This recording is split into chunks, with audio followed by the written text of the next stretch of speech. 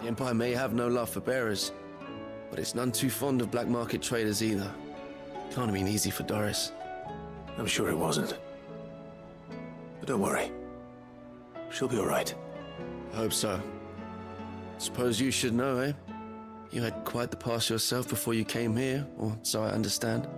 Anyway, thanks again, Sid. The Cursebreakers would be lost without Doris.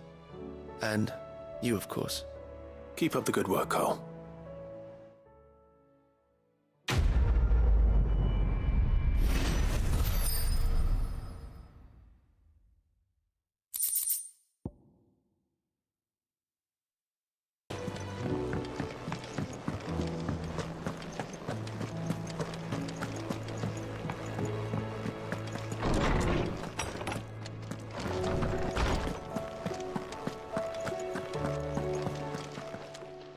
Knowledge hoarded is knowledge lost. I don't believe you've read this particular chapter before. I have quite the find for you today.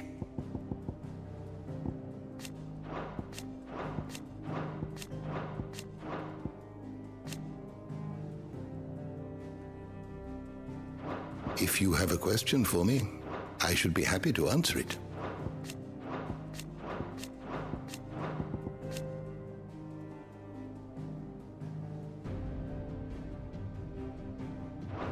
You are always welcome, Clive.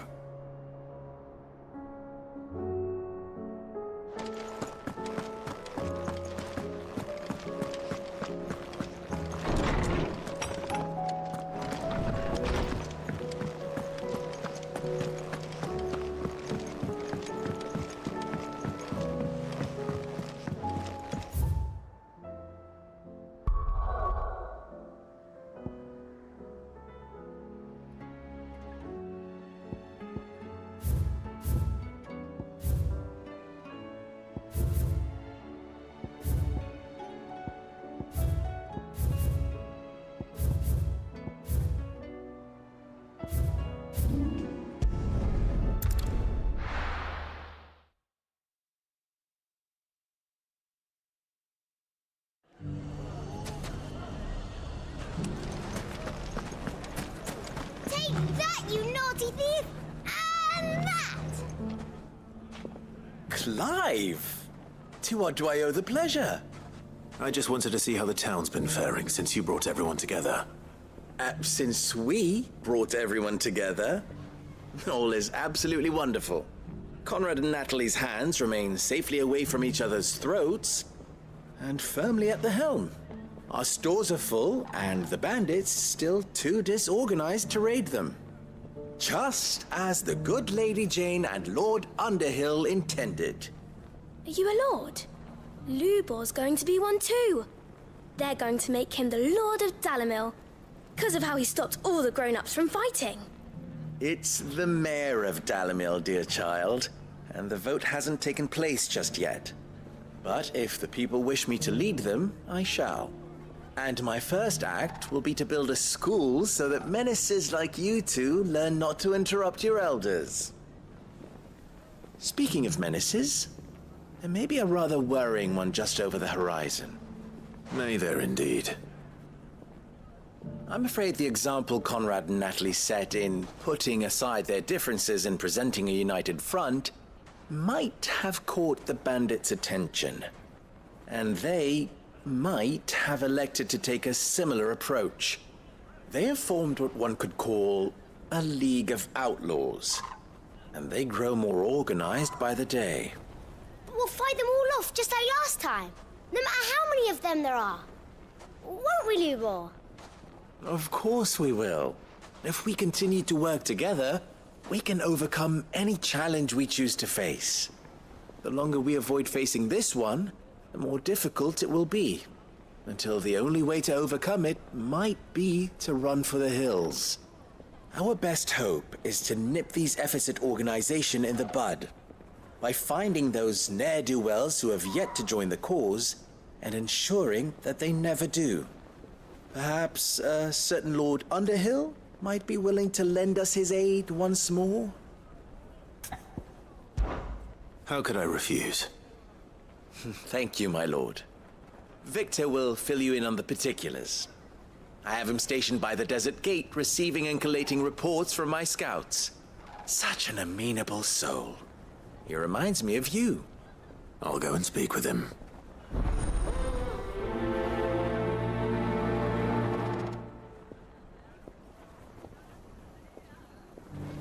What's the difference between a lord and a mayor?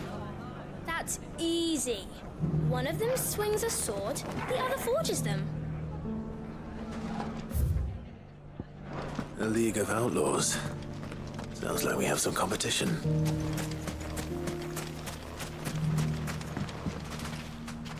Still in Dalamil, Victor? Ah, Sid. I thought you'd have returned to Cosnis by now. I did. Then I came back. I've developed something of a fondness for the place. And having worked so hard to see it saved from one fate, it would seem remiss to abandon it to another. A sentiment Master Lubor certainly isn't shy about exploiting. Hence my doing his bidding yet again. You're not the only one. What does he want you to do? He asked for my aid in putting down the bandits. And he said that you might be able to help me find them. Then you've come at just the right time. I was on my way to speak with Conrad about how to organize our forces. There are more camps in the vicinity than we can safely strike at once. But we must strike together, and we must strike soon at as many camps as we can. We can't give this league of theirs time to rally its forces. All right. Which camp shall I take? There's one upriver, just out there across the dunes. Leave it with me.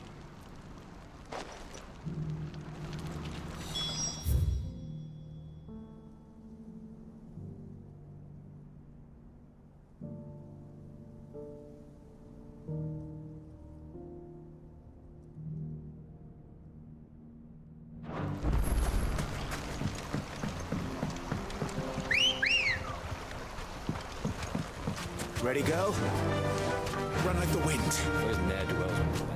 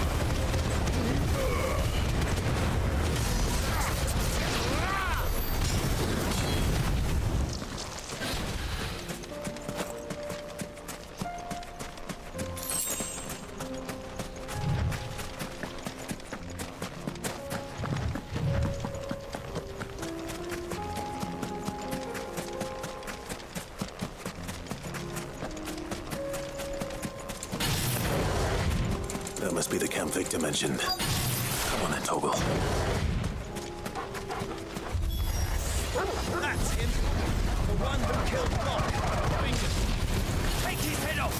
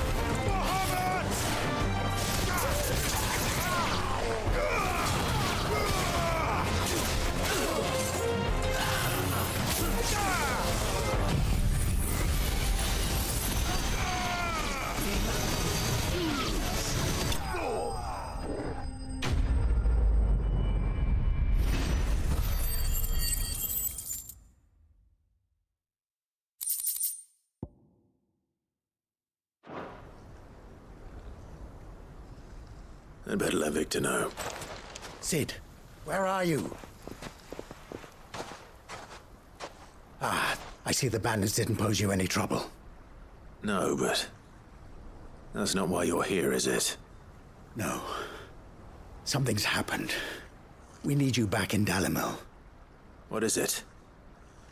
The whole town's in uproar. They're saying that Lubor is a bearer. What? Seems that one of our parties wasn't as thorough as they should have been. They let one of the bandits escape, and his escape route took him right through Dalimil. Some of the children spotted him, and he was about to silence them. And when Lubor felled him with a bolt of magic, and without a crystal. But that's not possible. It is, if he's a bearer and has been hiding it all these years, which is what people are saying. If he has, well, I wouldn't blame him. No man is branded by choice. Still, all those people see is a man who's lied to them all his life. One who was made a leader of himself when the world believed he should have been a slave. Fuck. I don't know where we go from here, but I know one thing. Lubor needs all the friends he can get right now. You're right.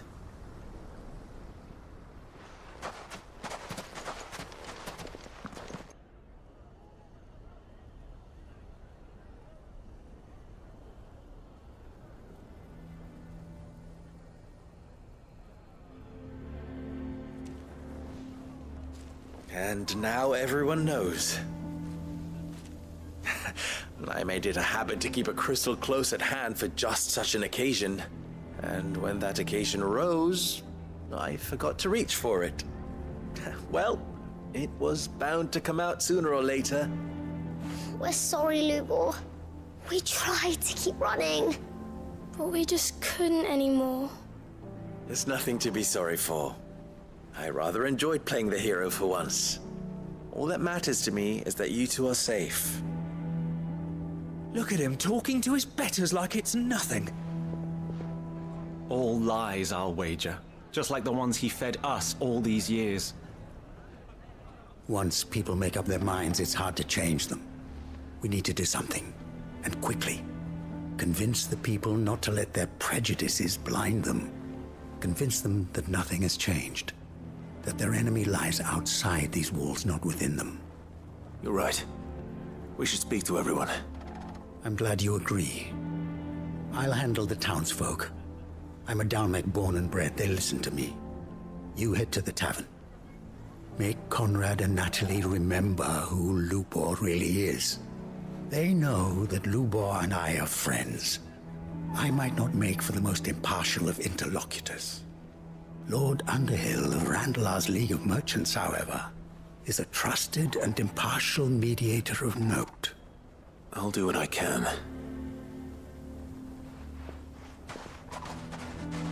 Lubor, stay here with the children. I can't promise anything, but we'll try. And that is all I can ask of you.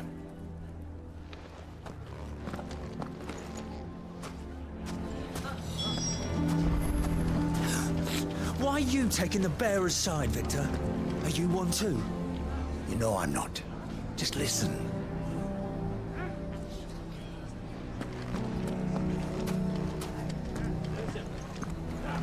Why do they always have to make such a fuss outside? It's driving away our customers. He knew all along that he was playing us for fools. And we fell for it. We followed him. A bearer.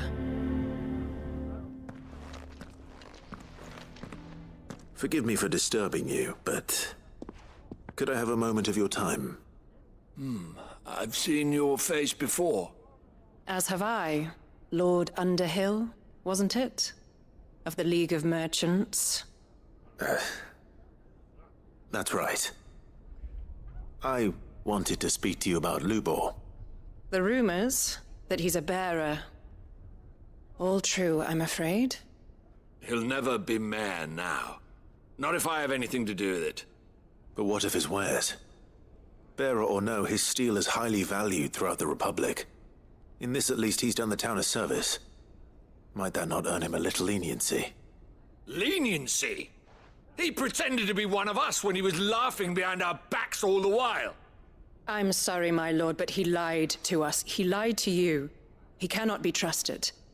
So what do you propose? Will you drive him from his home? Close his forge? Perhaps. That is a question for the people of Dalimil, and they will thank you not to get involved.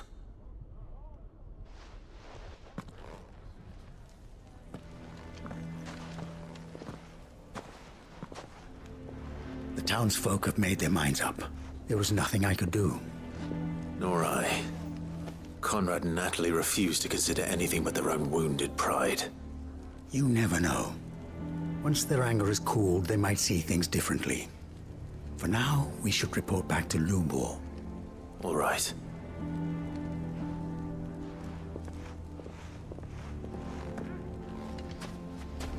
Why do they always have to make such a fuss outside? It's driving away our customers. Why the hell would Victor take the bearer's side?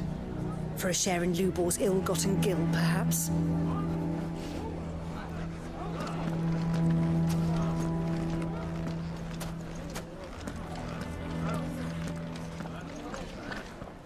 I assume the situation is hopeless? There's still hope. But...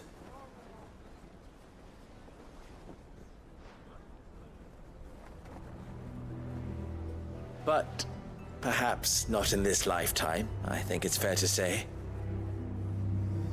You mustn't think like that, Lubor. Give them time.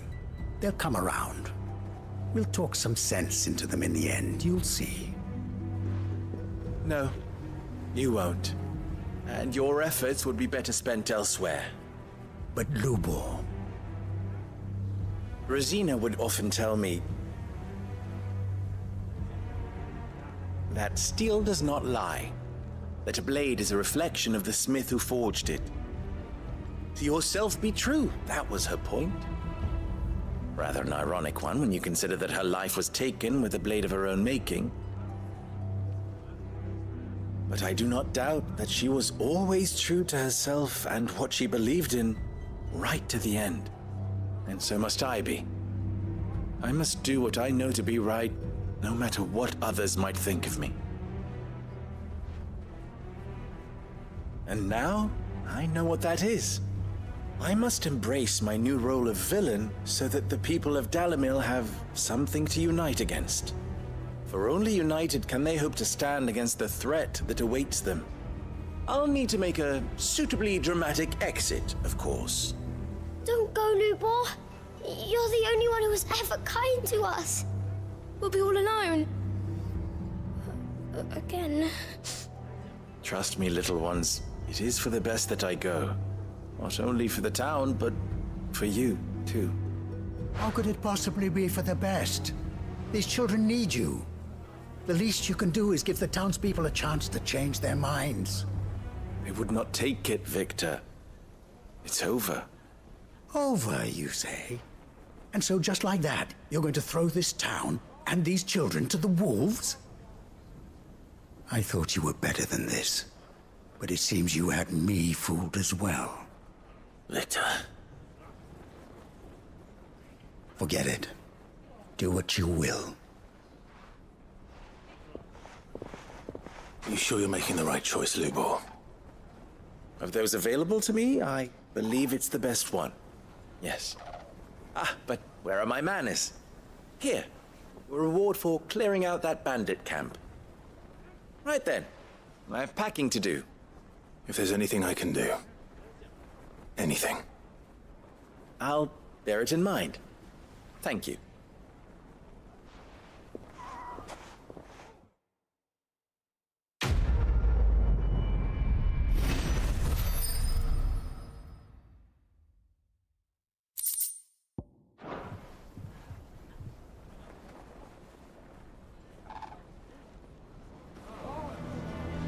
Why is everyone being mean to Lubor? He didn't do anything wrong. I'm going to go with him. Why didn't he tell us?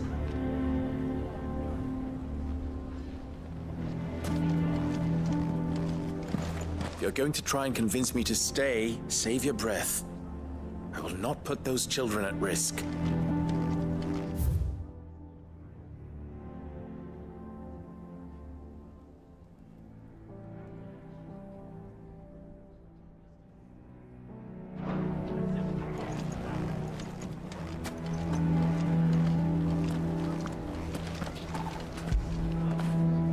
When did you get so big?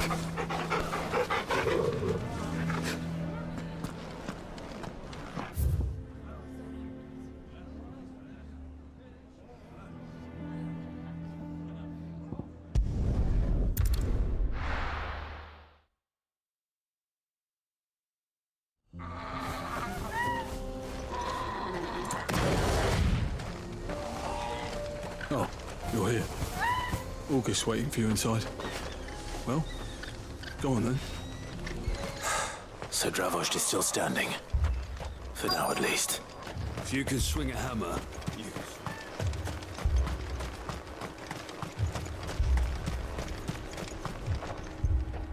Clive! You're here! And the Akashic? Mostly off to the north still. But I spoke to Doris's scouts, it turns out things are worse than I thought. There's swarms of them out there. Told old Snotty to be ready to seal the north gate. That should buy us some time if we need it. Enough for the villagers to barricade themselves inside their homes, at least. Well done. Welcome back, Cid. I'd never have guessed, you know. Not if August hadn't let slip. Who'd have thought that the savior of Dravost would turn out to be the realm's most infamous outlaw? Keen to help us out again? I am. Thought you could sneak off without me, did you? Blackthorn. Oh, what are you doing here? One of the scouts couldn't keep his voice down. Unlike my best mate who didn't think I deserved to know. Zoldan, how long's it been? Long enough for us two to turn into a pair of old codgers, I see. That your idea of an apology? Prick. Don't listen to him. You only did what you thought was best. For the village and that. I did, yeah. But that ain't the whole of it. Vulcan, our master, didn't leave the chiefdom to the two of us. He left it to me. The best blacksmith in Dravost, barring himself, of course. Bloody stupid tradition, in my opinion. If someone's got talent, you should let them practice their craft, not ask them to settle petty feuds and barter for grain. Our master wasted half his life that way. I wasn't about to let that happen to me. So you wasted half of mine instead? You're what Dravost needed. Under me and my precious ideals, this place wouldn't have lasted a year. So I left to devote myself to the work and spare you lot the consequences. I may be a selfish prick, but I only did what I felt I had to. What you had to do was your duty! Even if it meant we all starved? Enough. This is no time for bickering. You can finish beating each other up once Dravost is safe. Fine. I've said my piece anyway. Yeah, so have I. Sorry, Clive. I shouldn't have stuck my nose in. We're short enough on time as it is. Still, give us a mo, would you? I need to get my head straight before any of them Akashic try to bite it off. Prick or not, I won't abandon Dravost to a swarm of Akashic. Just say the word. The villagers know to keep out of sight when the fighting starts. You, ready for the off, then? We can't afford to waste any more time. Right you are. Might be worth having one last word with the scouts, though. Don't want any nasty surprises, do we? Oh, and Blackthorn, you and Zoltan might be better off staying inside the... Akashic on the move. How close are they? Within sight of the walls, and there are more coming up from the mines. What was I saying about nasty surprises? They'll wash right over us if we stay out in the open. We're pulling back behind the gates. Good idea. Get yourselves inside, but keep your weapons handy. Understood.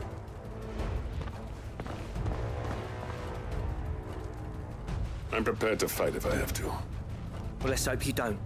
That's our job. Once the scouts are inside, order your men to barricade the gates. No heroic last stands, you hear me? No fighting at all if you can help it. August's right. I've seen what Akashic beasts can do to armor. The people here are tough and willing, but they ain't equipped to face what's coming. I'm going out there. Start work on the gate as soon as I've left. I'll give you as much time as I can. And if they kill you? You evacuate. But it won't come to that. I promise. You'd better be right. Take good care of Dravoj till I get back. Leave it to me. And give those things what for, yeah?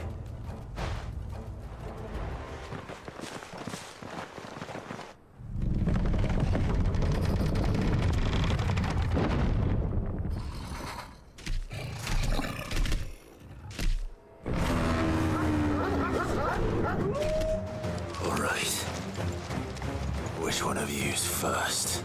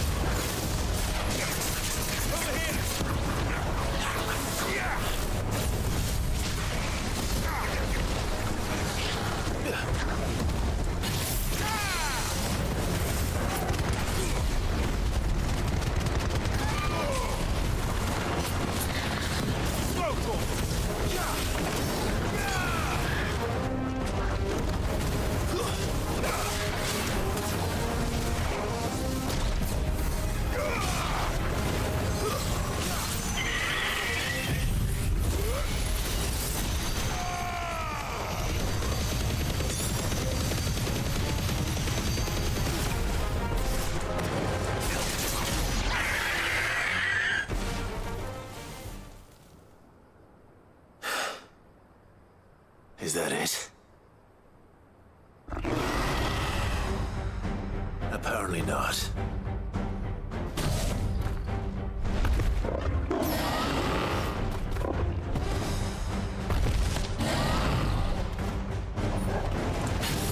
Not getting past me.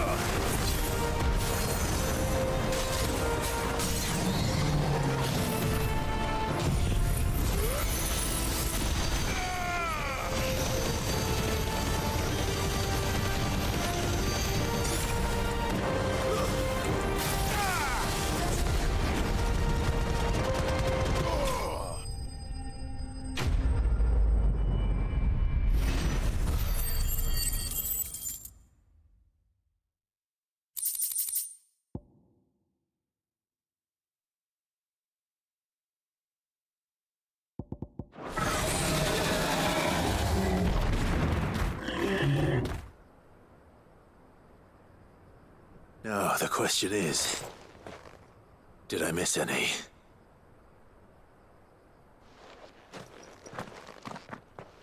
Man alive! You're still in one piece! I slew as many as I could. As many as I could, he says. The old bleeding lot, more like it. Well, almost. Only almost. Yeah, one or two did try to sneak over the wall. But we got the bastards, don't you worry. Good. Though you do know, more will come in time. In time, yeah. But we can think about them later. Let's get you back inside.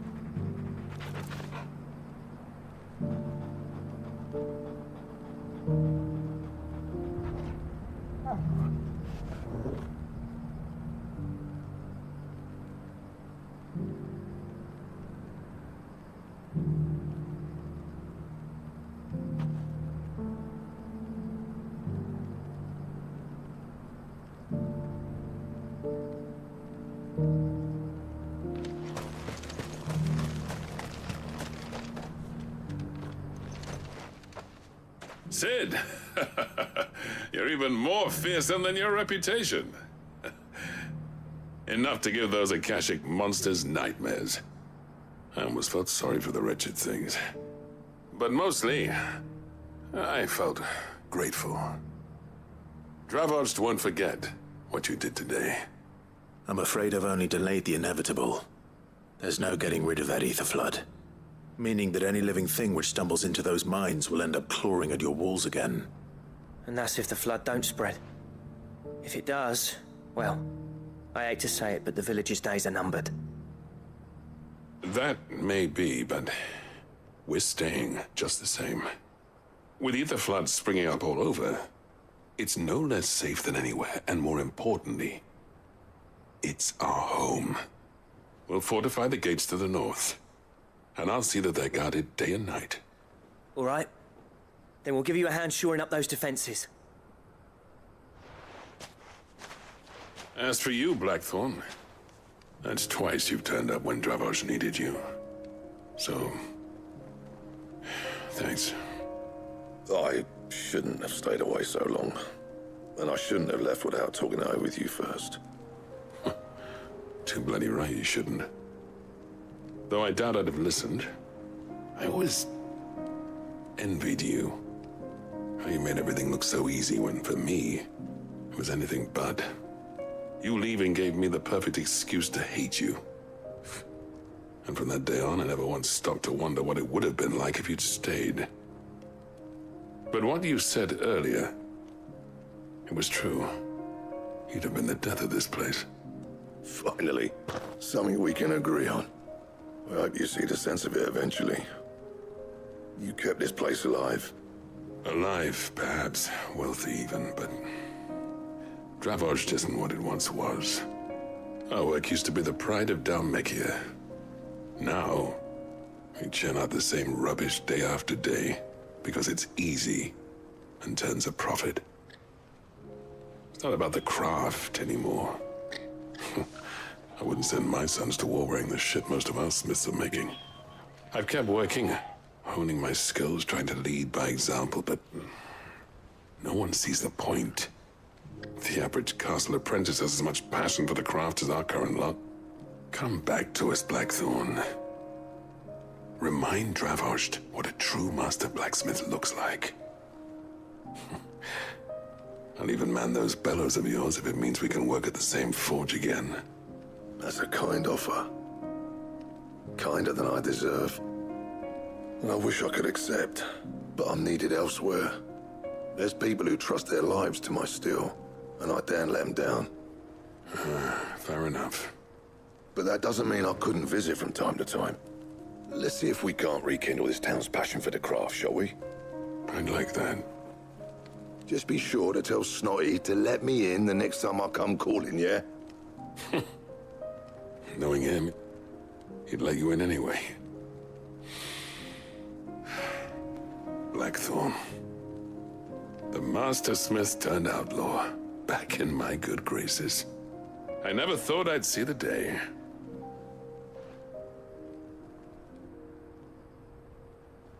I'd say that went pretty well, wouldn't you? Even better than I'd hoped. Sid, I've got something for you.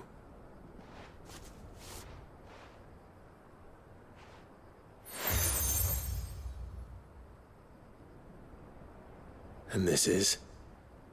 A token of our lasting gratitude.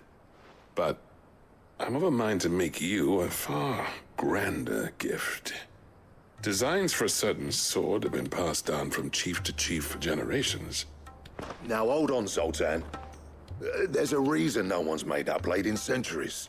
There's not been a craftsman equal to the task. I'll admit your cinders make impressive steel, and I've learned to own an edge Odin would be proud of. But the engravings on that thing are enough to make a jeweler cry. And they're not just for show, either. Have you forgotten what brought you back to Dravozd in the first place? A certain ring? I knew I'd never surpass you with the hammer and tongs. So I turned my hand to a different kind of metalwork. Between the two of us, I'd say we're the equal of any master craftsman ever to have graced a forge.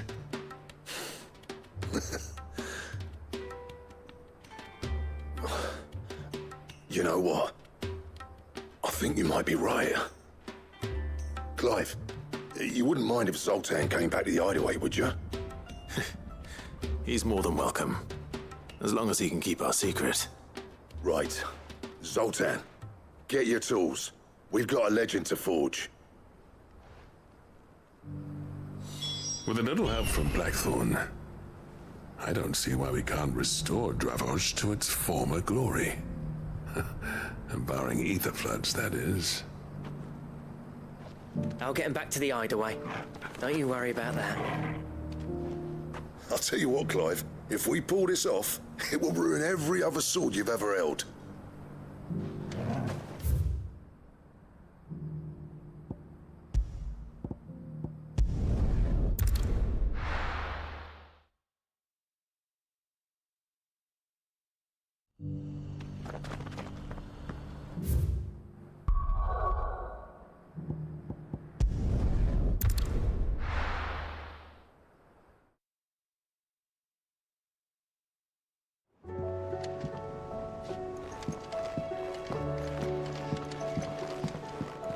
Come back.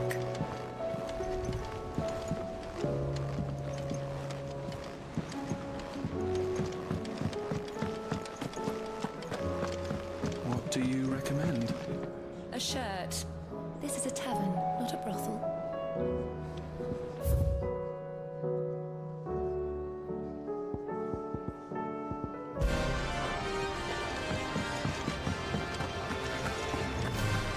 Don't tell me we've run out of happy owners.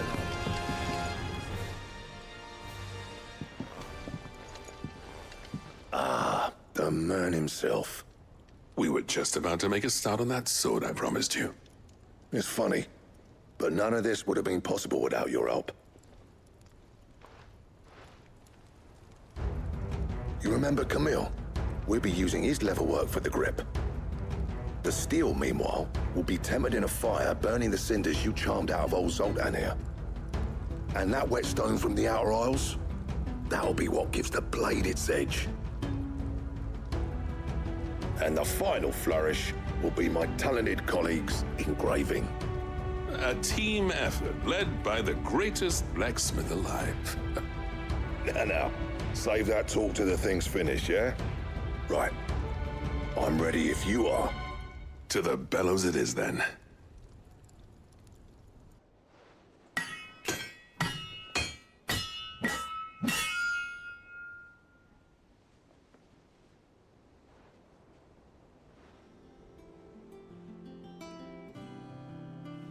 Well, by Bugger me.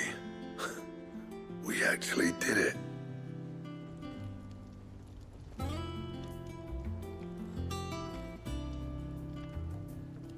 The sword to end all swords. Ragnarok.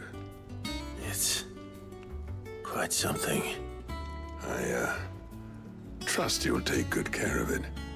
Thank you. Both of you. So, does this make you pair the greatest craftsman alive, then? This? Nah. This was just following the footsteps of the greats of old. It'll take more than that to earn us our place in history. But we're up for the challenge. Here. A list of materials. Zoltan and I got talking on the long road back from Dravost. We reckon with those items there, we could craft something even better than the Ragnarok. Something worthy of a legendary outlaw like yourself.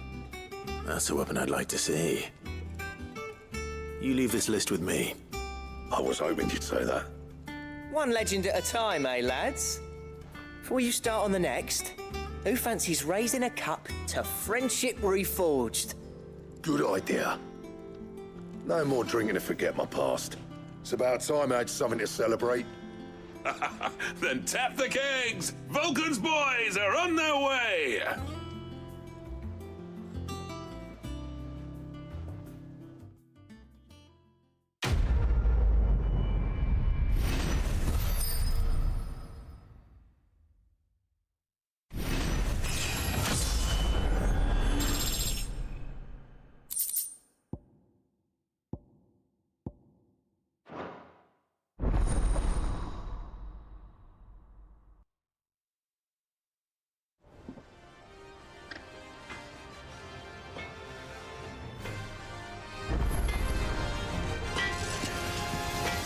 Trouble with your gear, or so will it be?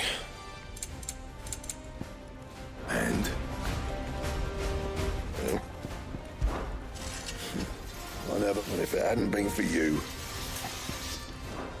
See that sword of yours stays away.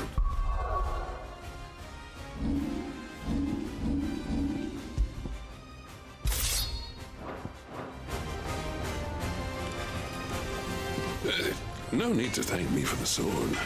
I'm happy just to be here. Do you reckon we finally got to the bottom of Blackthorn's troubles, then? That'd be something, eh?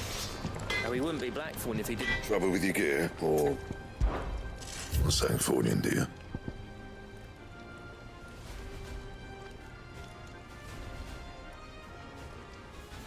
And? The stew's all run over.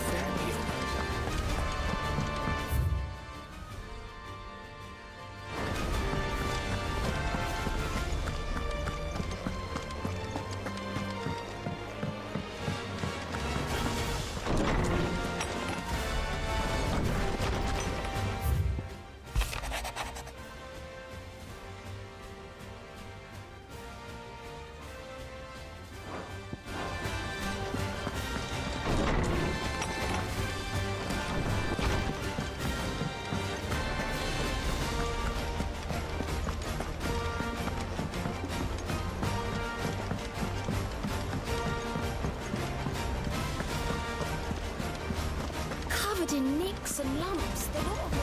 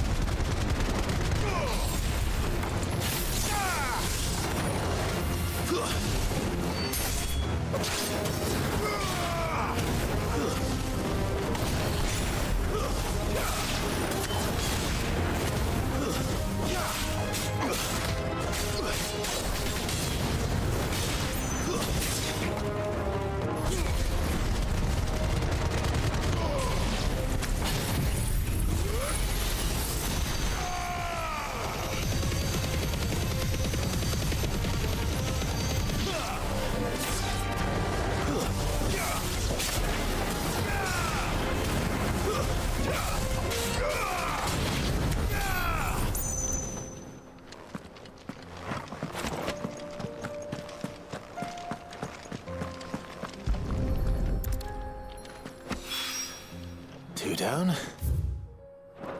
One to go.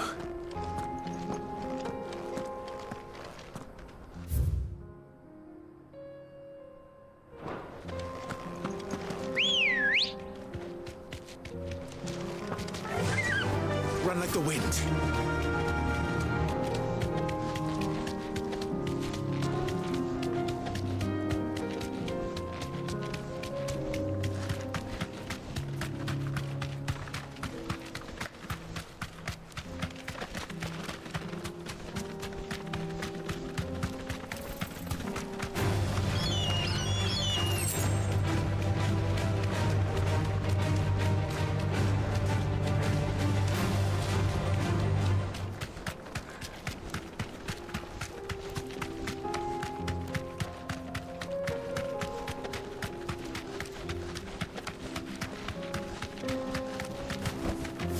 Be safe.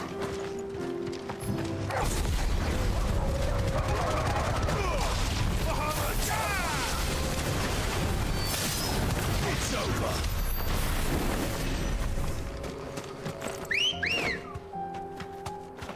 Come on.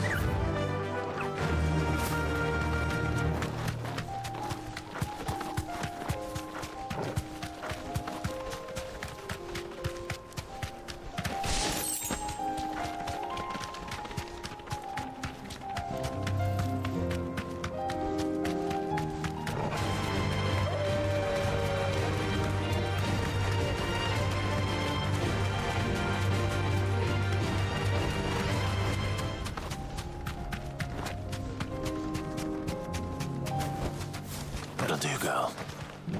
Welcome, travelers. We don't get many visitors here in Tabor.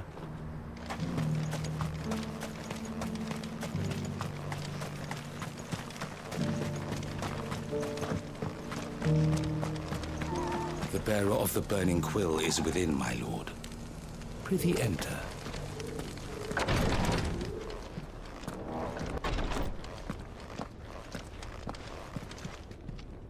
Lord Rosfield, is there aught the Undying might assist you with this day?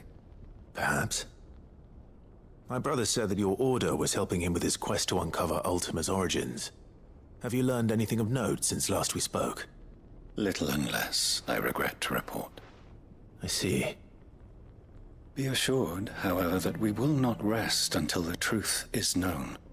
Even now, our archaeologians scour ruins in every corner of the realm for traces of Ultima's touch. Fallen ruins, I take it. Dating back as far as Phoenix Gate. Indeed. Ultima's thralls are oft sighted among the remnants of the fallen civilization, as if protecting the secrets concealed within. Secrets we'd see unearthed. Should our methods be of interest, my lord, mayhap it would please you to observe some of our number at work. Would that be possible? Of course. A survey is being conducted not far from here. Perchance you are familiar with Kretov, a small hamlet built around a fallen airship. I was due to visit my colleagues there to collect their preliminary findings, but if you would consent to do so in my stead, I'm sure that they would be honored to relate any discoveries they have made to you directly. All right. I'll go and meet with them. They will be most gratified, I am sure. Might I suggest you take the road through Titan's Wake? It will lead you straight to the village after but a short walk. Thank you. I will. I wish you a safe journey, my lord. May the Firebird's flames burn ever in your heart.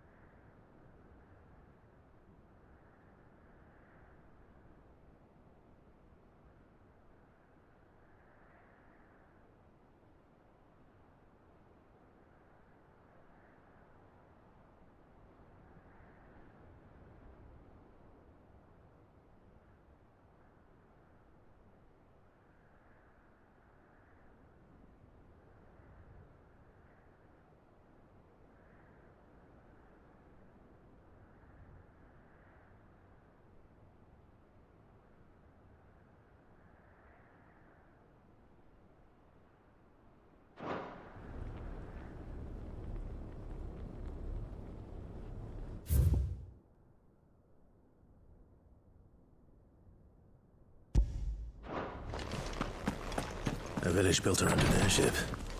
Sounds like another lost wing. I hope the inhabitants are just as friendly. Are you buying or selling?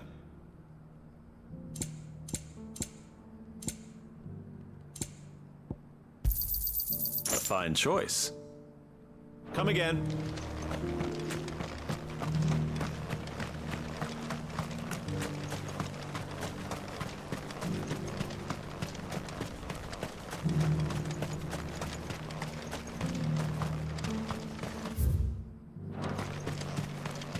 Ambrosia won't help me here.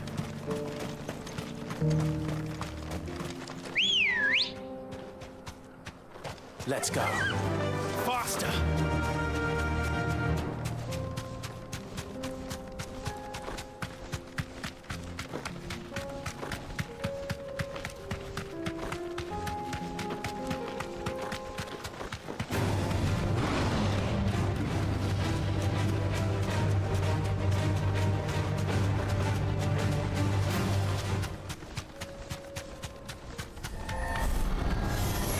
Enough of you, are there?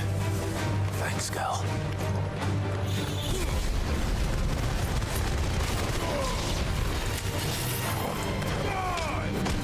Farewell.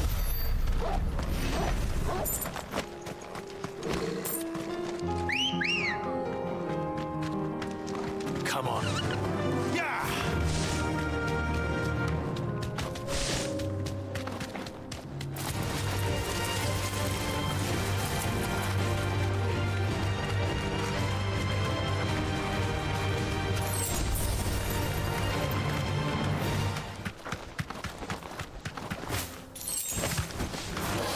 This won't be easy.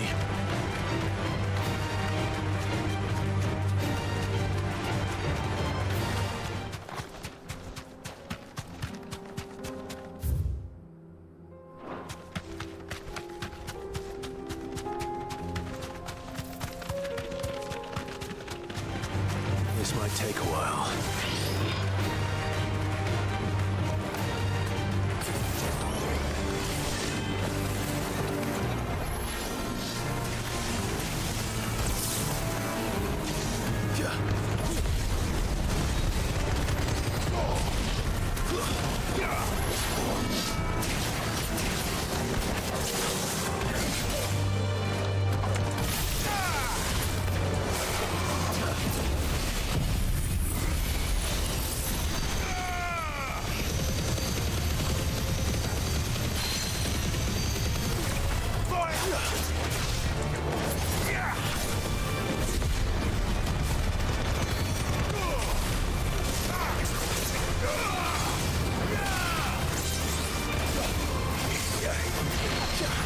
Well done, Togo.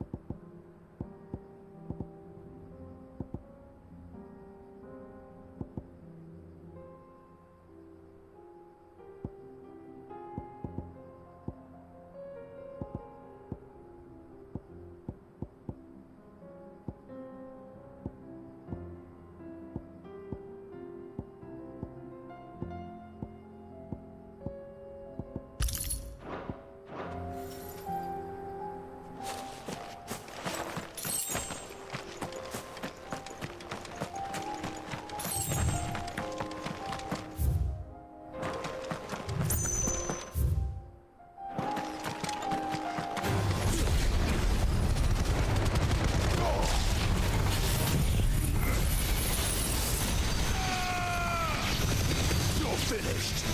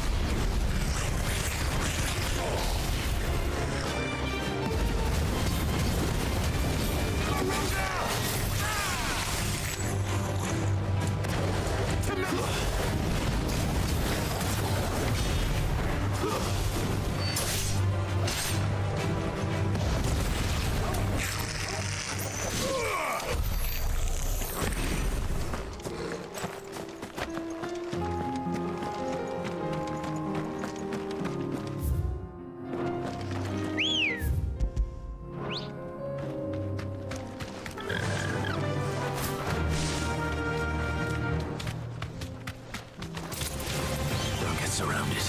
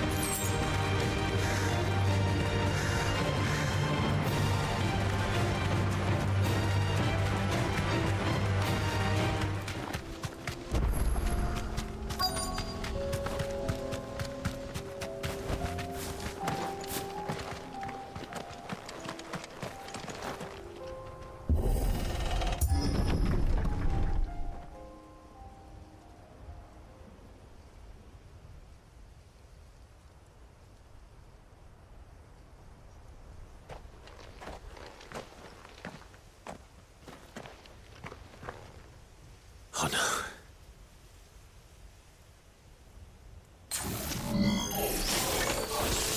You'll pay for this.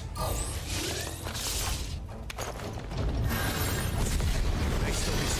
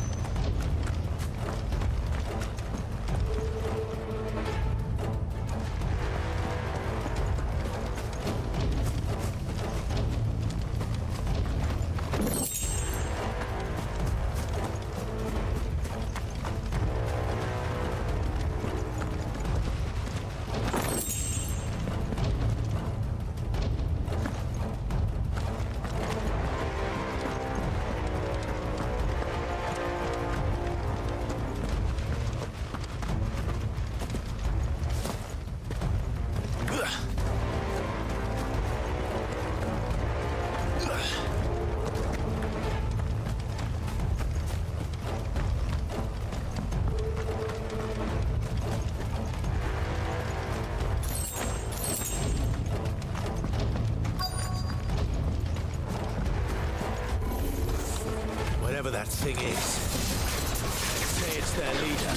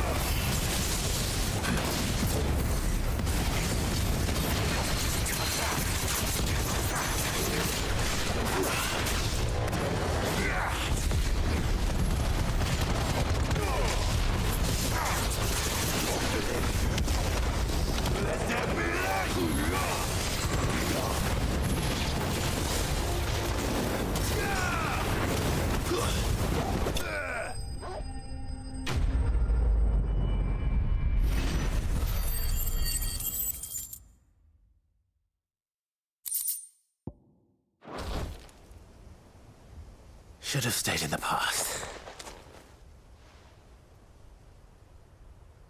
These must be Cyril's colleagues.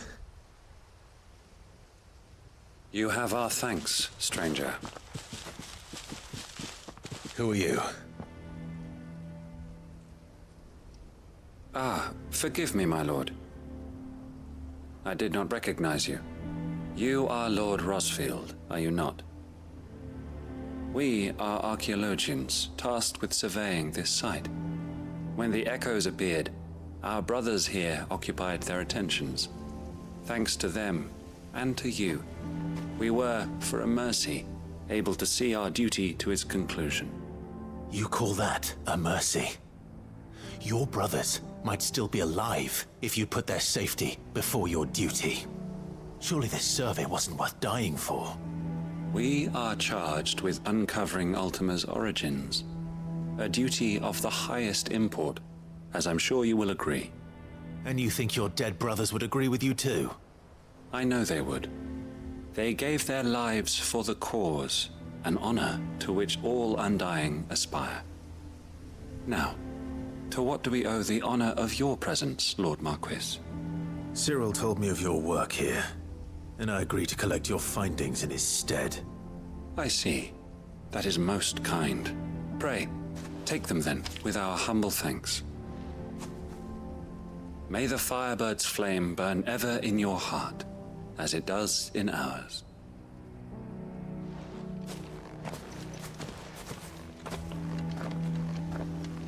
It's one thing to lay down your life for another, but for a survey... I suppose I'd better get this back to Cyril.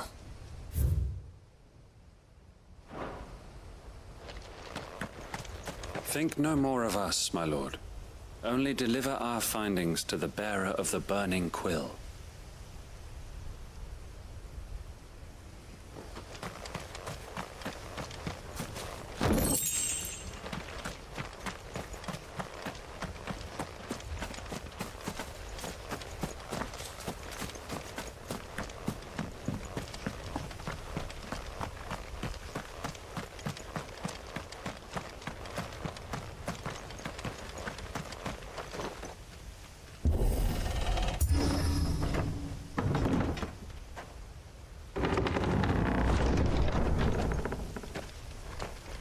No use calling Ambrosia now.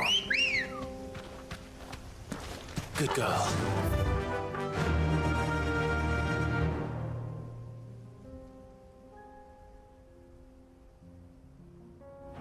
Faster!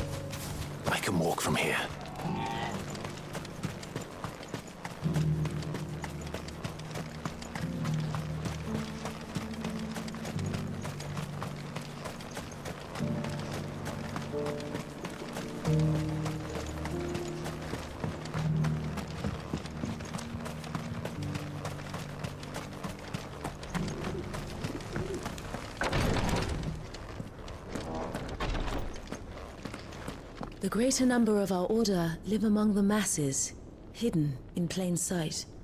Even here in Tabor, our brothers and sisters pose as common folk. If any should reveal themselves to you, I beg you keep their true identity secret. Ah, you are returned, my lord. I collected your colleagues' preliminary findings. Here, take them.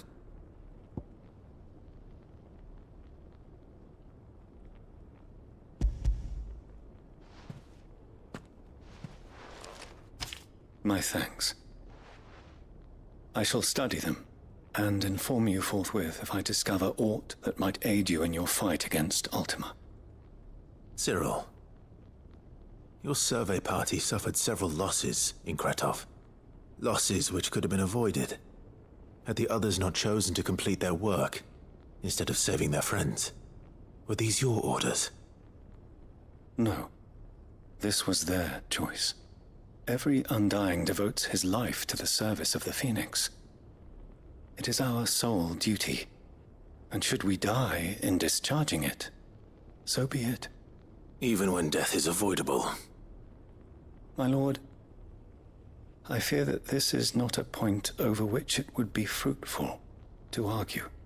The Undying have served the Phoenix for countless generations, and your opinion of our methods, however earnest, is not like to change them. We live to serve the Phoenix. Our very order exists for that purpose, and that purpose alone. Cyril, I know that you and your brethren answer only to Joshua, but allow me to offer you a word of advice. It does not further the cause of the Phoenix to have his loyal followers surrender their lives without good reason. Provide your survey parties with an escort, that they might live to do their duty for years to come. Think not only of how you can serve the Phoenix, but how Joshua would want you to serve him. Please. For all our sakes. I thank you for your advice, my lord. If you will permit me to respond, our faith in his grace, Joshua Rosfield, is absolute. And we of the Undying will do what we believe is right to fulfill our duty unto him. As first shield to the Phoenix, I am sure you understand what it means to do one's duty. I do.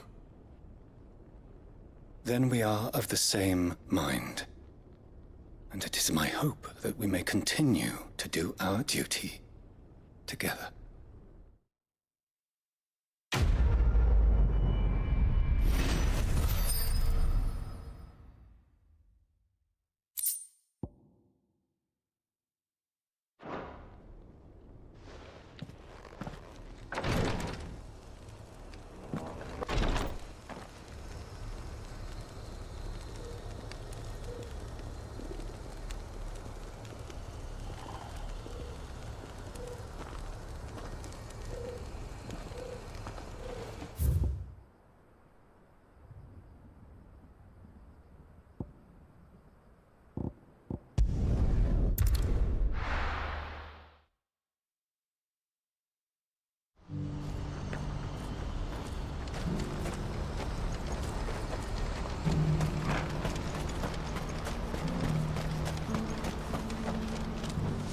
Ah, Clive.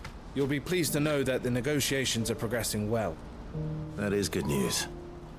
Yes. Our comrade in Randala has just sent word that the contract should be signed very soon. But I still have much and more to prepare. It's a huge undertaking moving this many bearers at once. You couldn't do me a quick favor, could you? What is it this time? More wild beasts? Nothing like that. I just need you to go over to the caravans and ask El how long we have until the bearers arrive. Find out exactly how much faster I need to get all these supplies moved. All right. I'll go and ask. Thanks, Clive. I owe you one.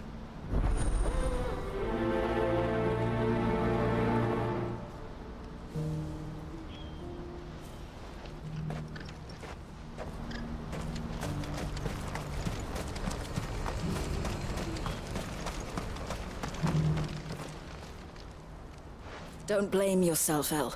This is their fault, not yours. I know, but... No buts about it, all right?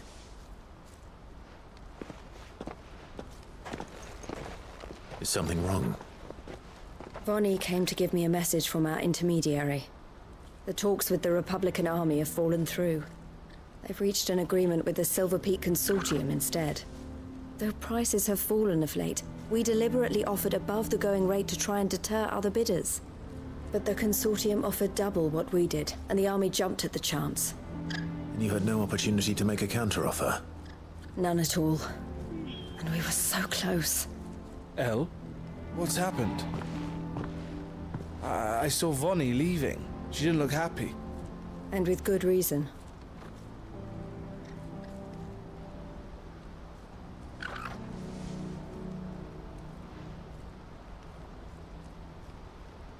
But I thought we were the only ones the Fist were speaking to about the bearers.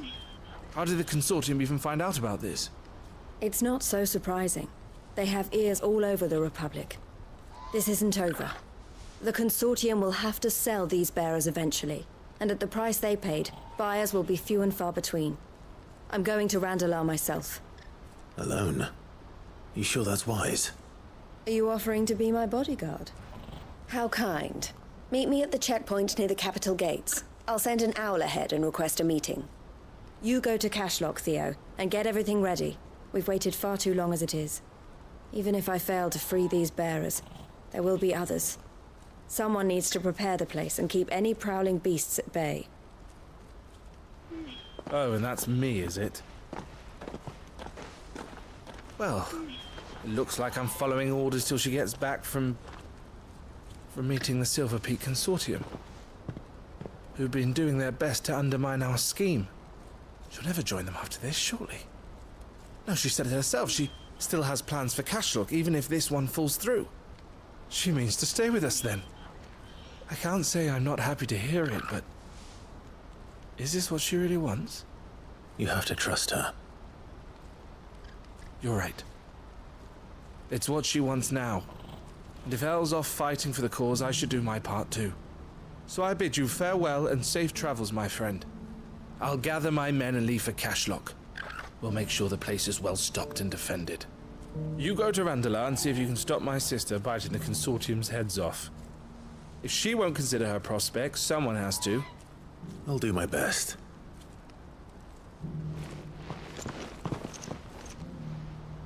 All right. To Randalar, then. I'd better not keep Eloise waiting.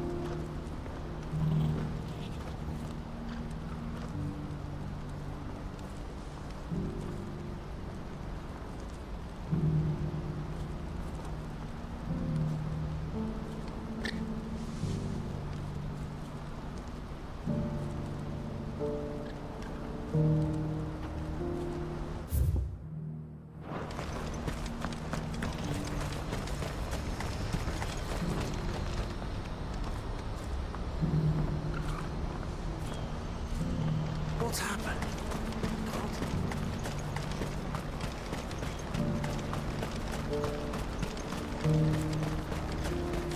What I wouldn't give for a hot meal. Looks like this is the... When are they gonna let us through?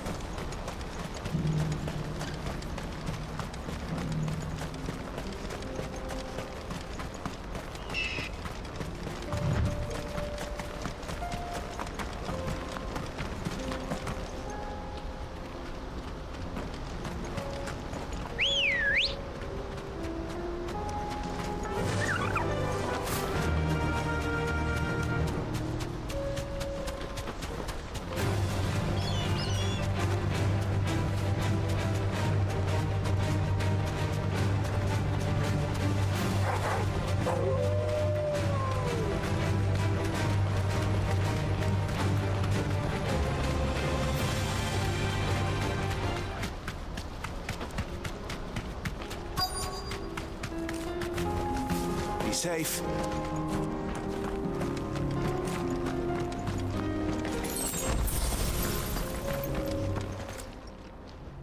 I hope I didn't keep you waiting.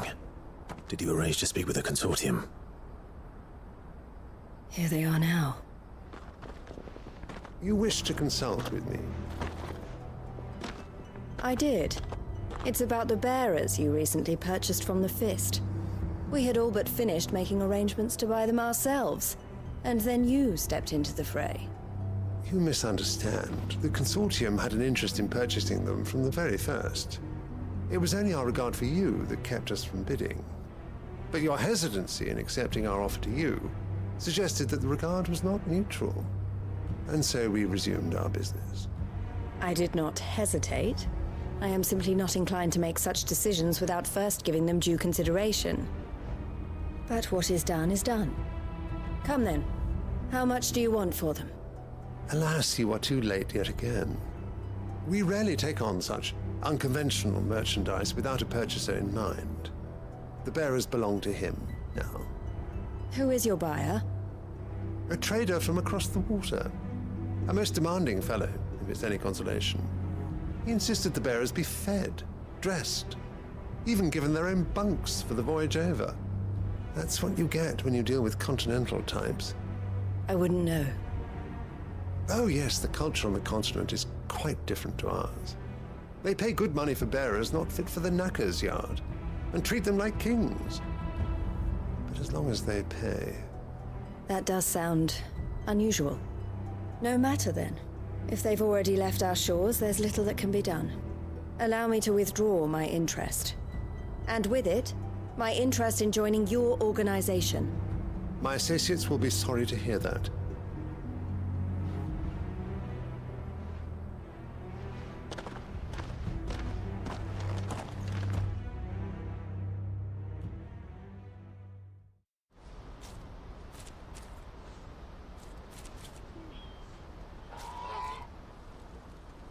I'm sorry you weren't able to save them.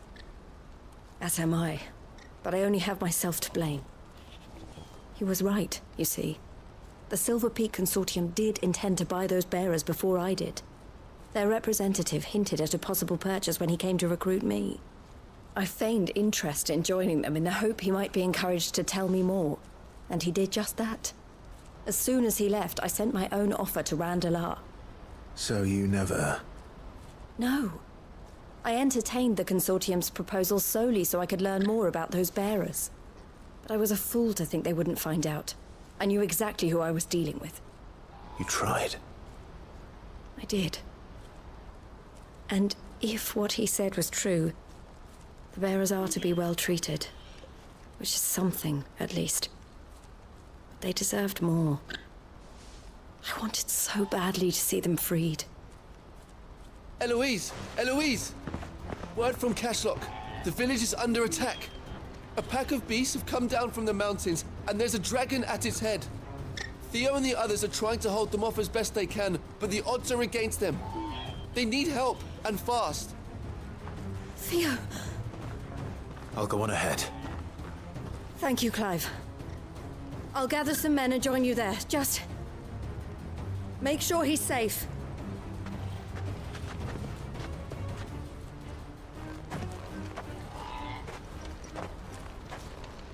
Hold on, Theo.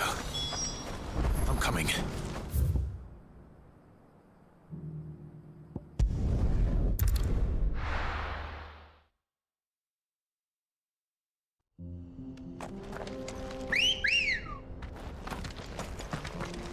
Come on. Yeah!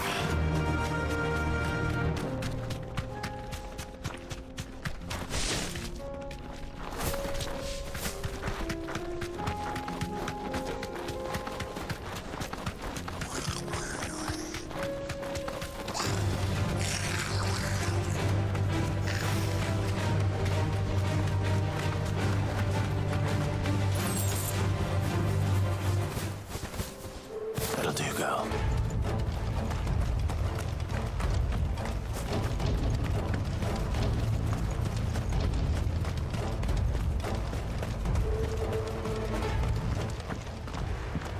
Where's Theodore?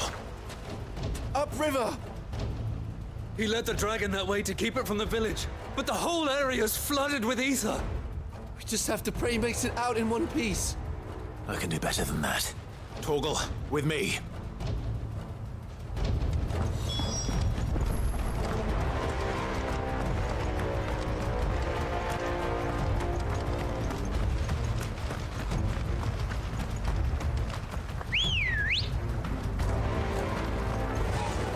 Run like the wind.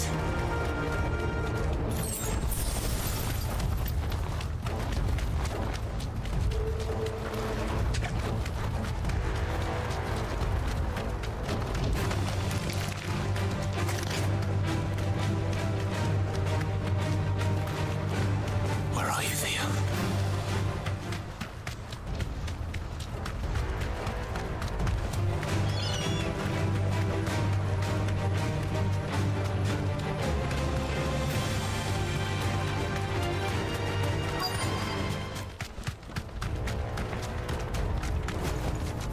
You deserve a rest.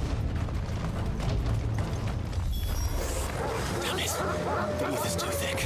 These creatures have already turned.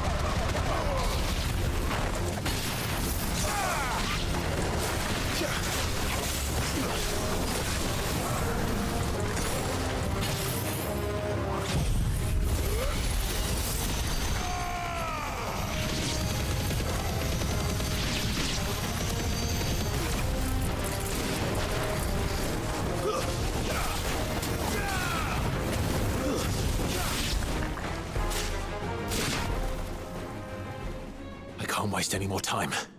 I need to find Theodore before that dragon does.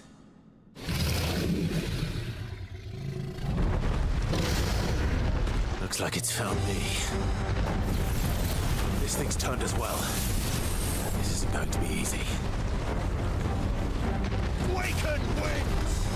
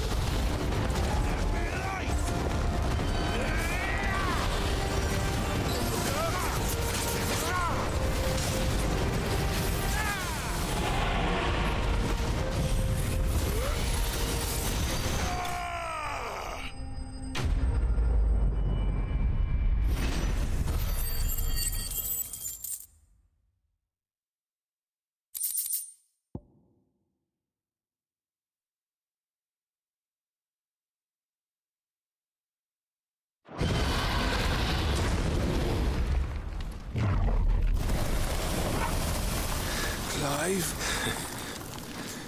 Theodore, you had me worried for...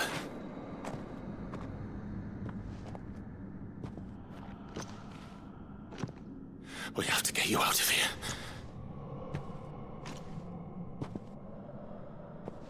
I think it might be a little too late for that. Bearer or no, there's only so much ether a man can take, and that Drake just wouldn't let me leave. You have my thanks, Sid, for finishing what I could not. For keeping Elle's dream. Theodore!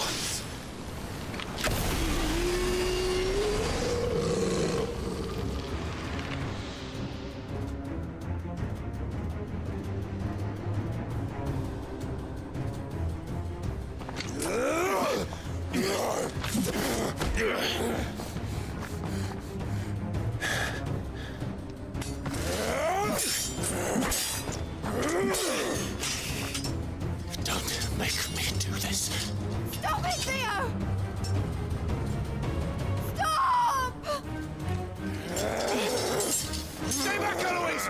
He's turned. And so will you!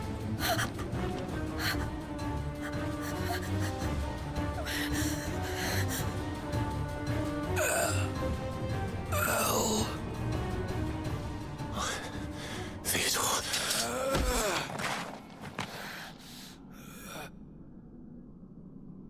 Take care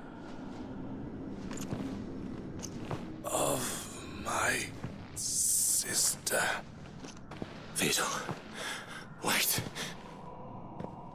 Goodbye, Elle.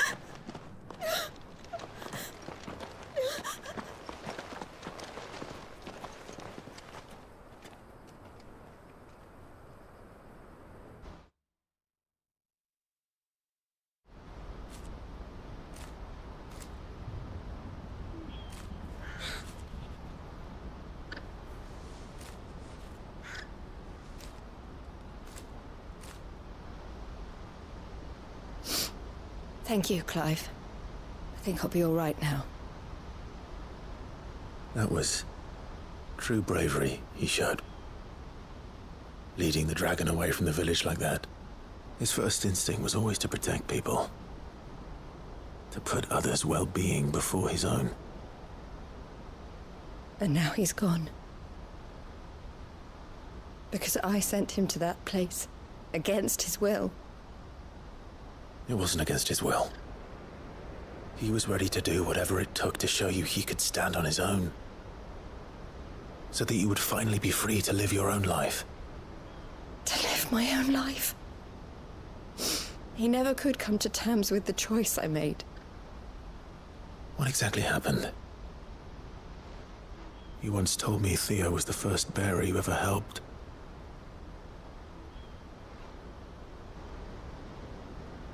We grew up in Canva. We were born to one of the great trading houses. And I was chosen to inherit the family business. I had my father's head for figures, you see. Theo did not. While I studied the art of commerce, he played at soldiers instead. A late bloomer. In more ways than one. For unlike most bearers, it wasn't until his 15th summer that his powers awakened. My parents tried to drive him out of the house and into the care of the constables. But before they could, I took him into mine. Theo told me something else. He clearly admired your devotion to the cause of freeing others like him from slavery. But he said you deserved a better life than this. He wanted to free you from what he called your bonds, just as you freed him from his. I would be lying if I said I had not wondered from time to time how much easier my life might have been if I had allowed Theo to be taken and devoted myself to the family business instead.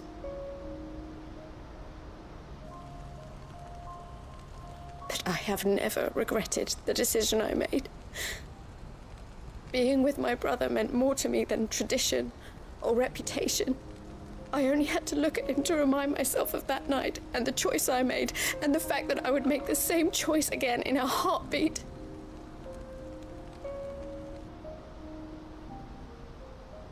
He was never a burden. How could he even think that? If anything, I was the one who weighed him down. You weren't, Eloise. He said it himself, that he had always been grateful to you for saving him, and that he wanted to repay you by letting you live the life you were denied. Neither you nor Theo weighed each other down. You loved one another. You did whatever was necessary to continue living your lives together, and you always would have. You're right. All I ever wanted, all I ever did, it was so we could be together. Oh, Theo, why did you have to...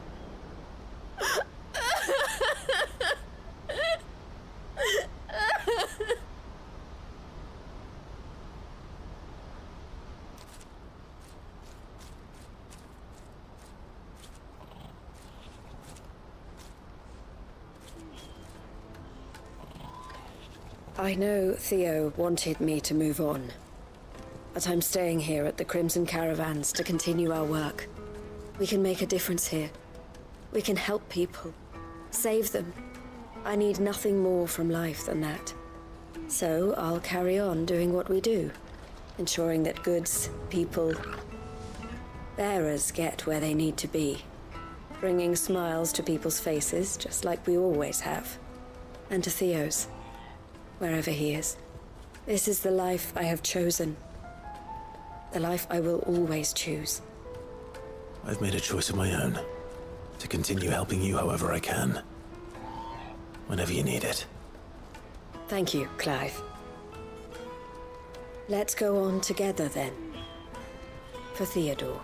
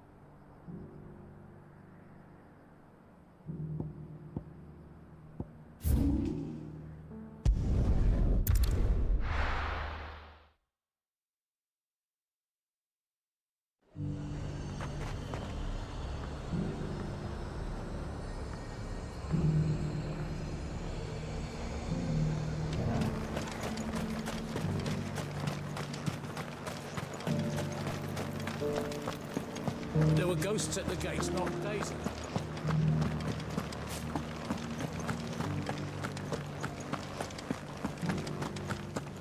Those things I said before.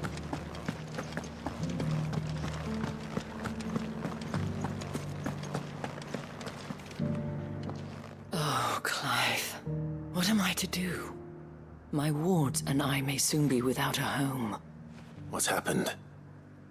The High Cardinal has descended from his lofty throne and taken up residence here in Northreach. The High Cardinal? Leader of the Council of Elders, second only to his Radiance at the head of the Imperial government. Not that any of those things still exist. Now he goes by his noble title, the Duke of Oriflamme. And what does he want with Northreach? He wants to transform it into a military stronghold, a foundation upon which to build a new Sambrec. He's already secured the support of the various army remnants, with promises that they shall be afforded the respect they deserve in his empire. One built on the confiscated property of the people. He would rob the populace to pay for it.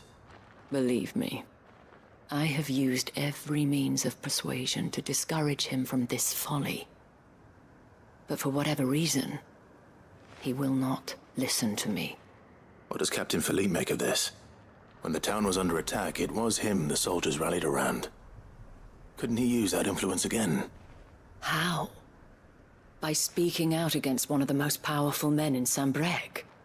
A man whose stated aim is to revive the empire Philippe's comrades swore to serve, and to improve the soldiers' lot within it. The captain can offer them a regular supply of gruel, and an occasional trip to the Vale to help them forget the terrors they face each day. The Duke offers them a vision of strength and safety. No. Any attempt to incite mutiny would cost Philippe the support of his men, if it did not cost him his life. But given the mood around town, mutiny may yet be unavoidable. The people have little appetite for further deprivation, least of all when it serves only to elevate others. And who could blame them? Clive, would you appeal to the Duke on my behalf? For your services to Northreach, you have the respect of the soldiers, and they will take you to His Eminence if you ask them. And unlike Philippe, no bonds of loyalty prevent you from speaking your mind to the man. Well, will you try? You could hardly fare any worse than I did. I'll see what I can do. Thank you, Clive. Tell me then, where will I find this Duke of Oriflamme? In the garrison? Overseeing the troops, yes. All right. Wish me luck.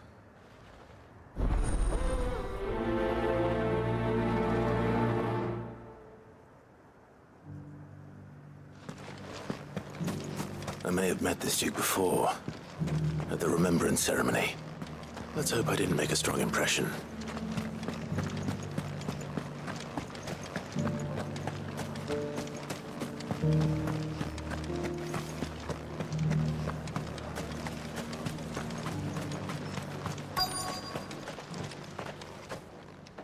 Halt! Oh, sorry about that. You're the dame's man, aren't you? You got some business with the captain? No, actually. With the Duke. I was hoping I might be able to speak with him. We're under orders not to let any civilians pass. But you should be all right. His Eminence has heard all about you and your heroics. Wait here. I'll go and ask.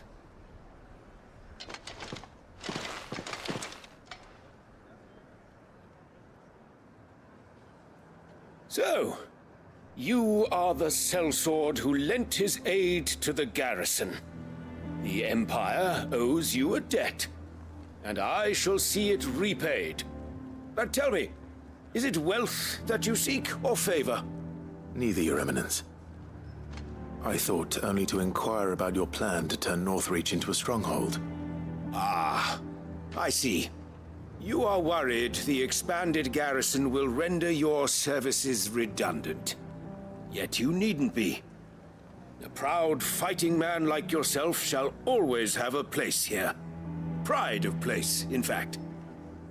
For too long has the contribution of the noble soldier been under-reckoned. But no more. For it is they who shall see the Holy Empire rebuilt, beginning right here in Northreach. Why here, Your Eminence? The town has been fortunate enough to escape largely unscathed from the recent troubles. Her defenses are sound, and her garrison well prepared. Which is more than can be said for Oriflamme or Twinside. The Empire wants for a capital, and I believe Northreach to be the perfect place. With Caer Norvent as her citadel. Once we have seen to the refortification of both the town and the castle, we need only build a wall around both to create a city that would be the envy of the twins. Plans are already underway for the construction. Soon enough, these thralls shall learn that they are no match for the might of Sanbreque. I fear you underestimate how dangerous these creatures are, Your Eminence. Should they return in force, you will need all the people of Northreach to come together in defense of the town. Something they may be loath to do if they've been deprived of their worldly goods. The people will do as their leaders command. If Sanbreque is to be rebuilt, she will require a functioning government. One whose authority is beyond question. That is why this levy is necessary. So that any man who wishes to join the army might do so and be fed, outfitted, and paid as befits a defender of the Empire. And yet there are those who persist in peddling the treasonous lie that I seek to steal from the people and drive them from their homes. I suspect they're afraid of losing what little they have left. Precisely. The common folk have little and less, and you mean to deprive them of even that. You would sow the seeds of your new empire in your own salted earth. Sabine, we have discussed this. Yes, and I told you then how putting the empire before her citizens would lead only to revolt. Without an empire, there are no citizens. And in yours, there will be only beggars. Is that what Griga wills for her people? Do not take her name in vain, Sabine. I'll come back later. A citizens' revolt. I wonder what the people really think of the Duke's plan. It wouldn't hurt to ask them, I suppose. Let's begin with those on the other side of the wall. As long as you remain, the veil...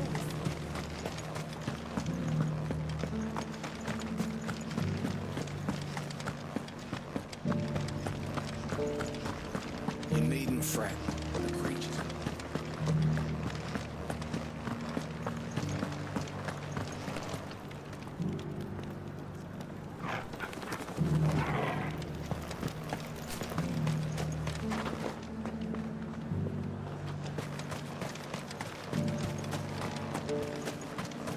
I heard the dame got an eye concert with the meadows of those ghasts.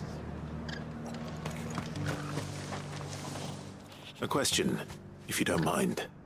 What do you think of the Duke of Oriflamme? Don't get me started. You build a life for yourself somewhere, only for some noble to turn up and tell you got to hand it all over to him. If he thinks his name and his chains give him the right to empty our purses, he's in for a rude awakening. We'll do whatever it takes to keep what's ours. Whatever it takes.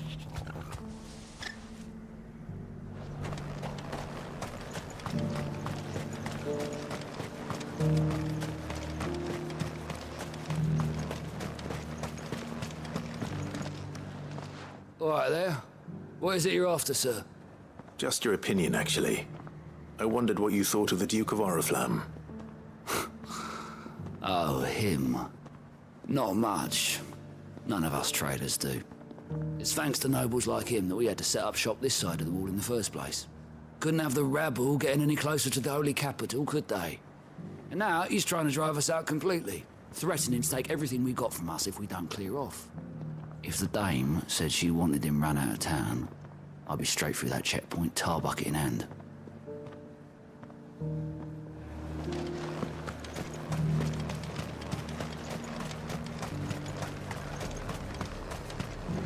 And what can I do for you? An excellent choice.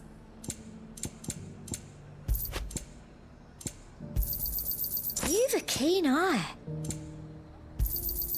An excellent choice. I've been hearing a lot of talk about a certain duke. Nothing good, I'll wager. Going around acting like he owns the place. And with hardly a word to the dame. This is her town, not his. I take it you'd rather she was in charge. As far as I'm concerned, she still is. Just need his eminence to sod off back to Oriflamme. Well, the people seem united enough. What about the soldiers?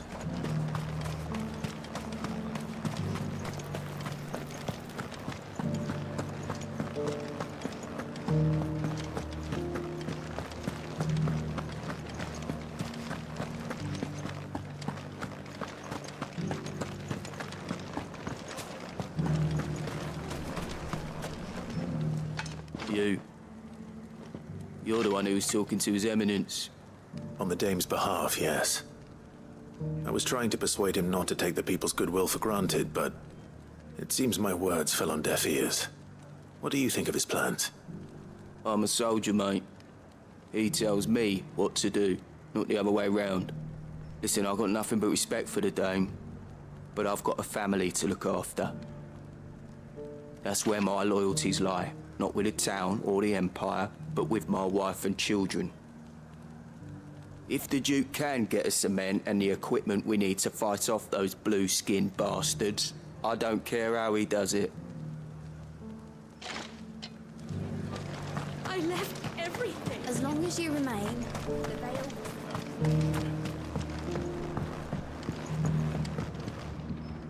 I hear the Duke of Oriflamme plans to turn this town into some sort of fortress. Do you think that's a good idea? It's not for me to say. All I know is that unless the Emperor orders me otherwise, His Eminence's word is law. Look, no one likes all these taxes and tariffs, but empires don't come for free. Once Sanbreque is back on her feet, we'll all reap the benefits.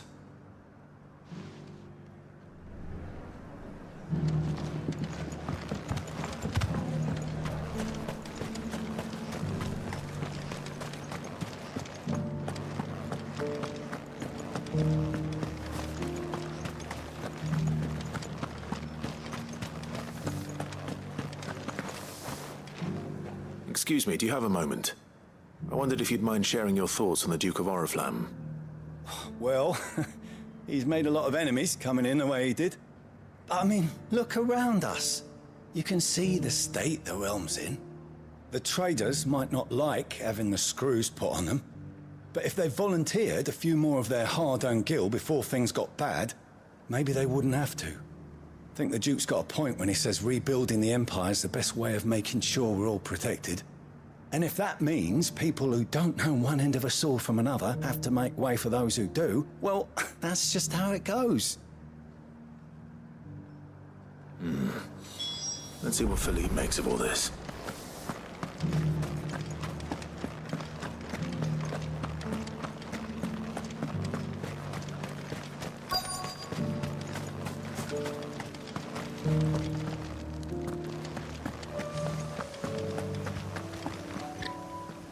Captain, do you have a moment? For you? Certainly. Clive, wasn't it? Thank you for last time. How can I help you? I wanted to ask you about the Duke of Oriflamme. Do you intend to go along with his plan?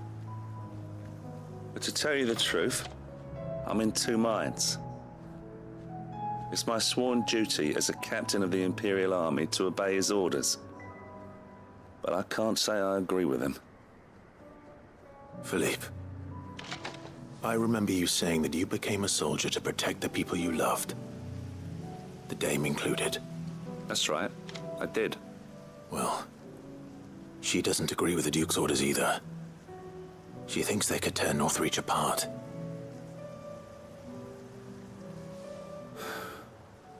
And she's probably right. Thank you, Clive. I know what I need to do now. Protecting the people I love is what matters. Doesn't matter how. Well, duty calls, so I better go. Thanks again.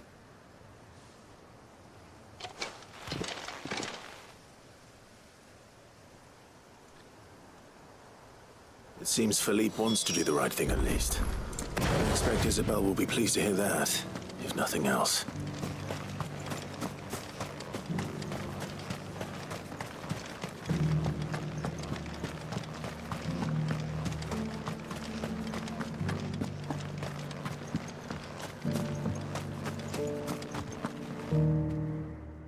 Clive, how did you fare? Were you able to speak with the Duke? I was, but...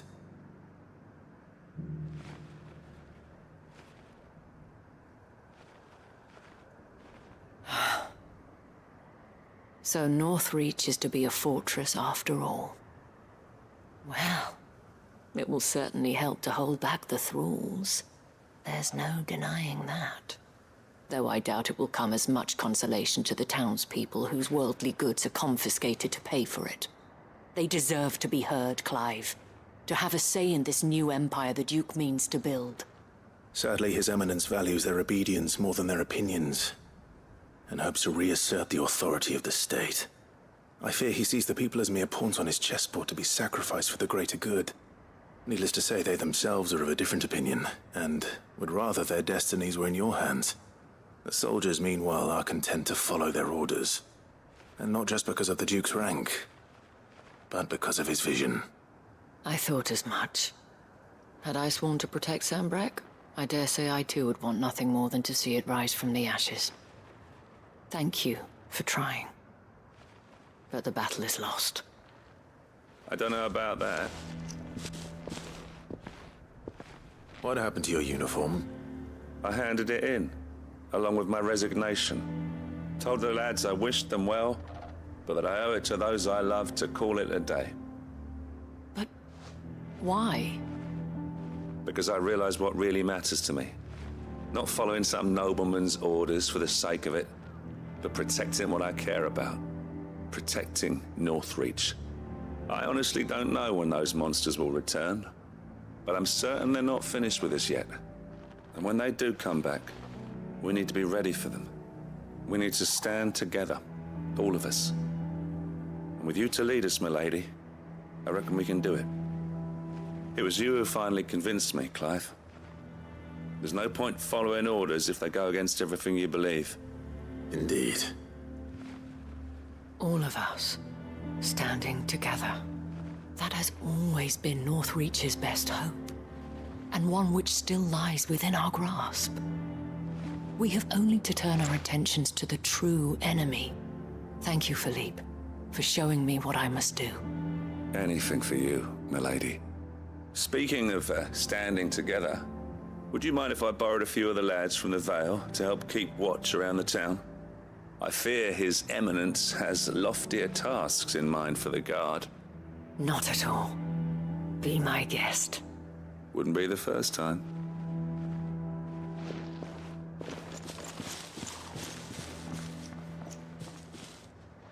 There may be hope for Northreach yet. Especially with men like you and Philippe to champion our cause. I, for my part, shall continue to work upon the Duke, in the stubborn belief that I might still tempt him into joining hands. But I suspect I shall have to call upon your aid again. Until then, Clive. Until then.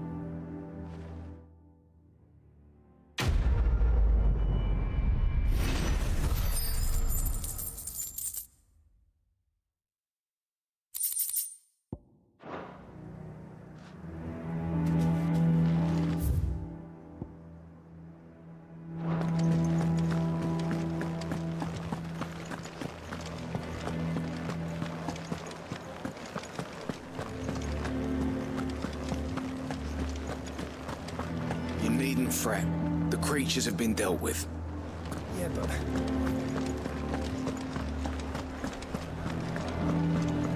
There were ghosts at the gates not days ago, and now you'd have us believe. Let have us believe these ghosts.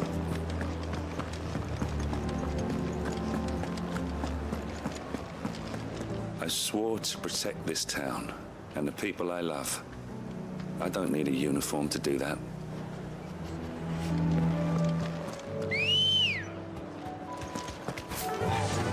Run like the wind.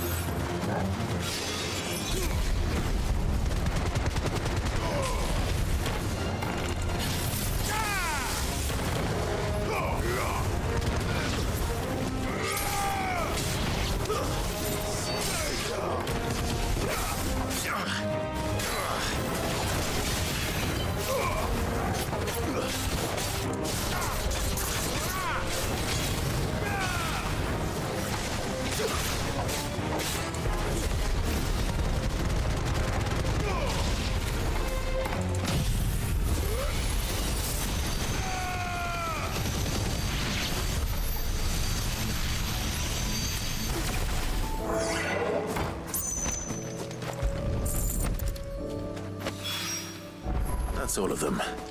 Owain can uncross his toes now.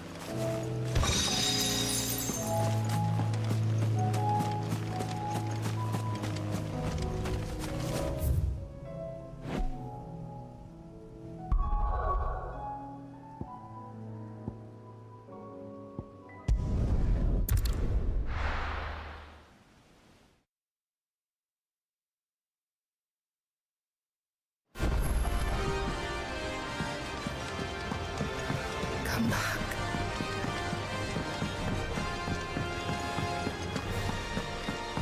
What do you recommend?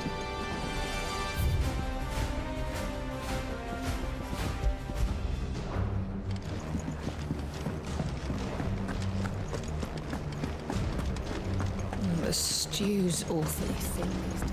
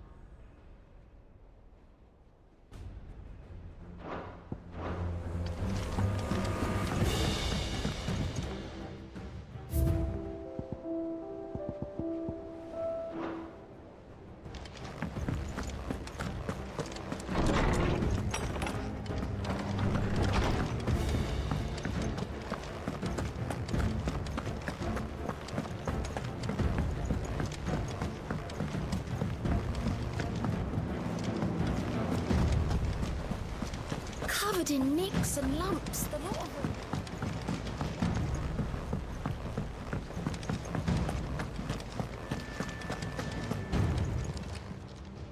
Ah, I wasn't expecting you back so soon. Come to claim your just desserts? All in good time, eh?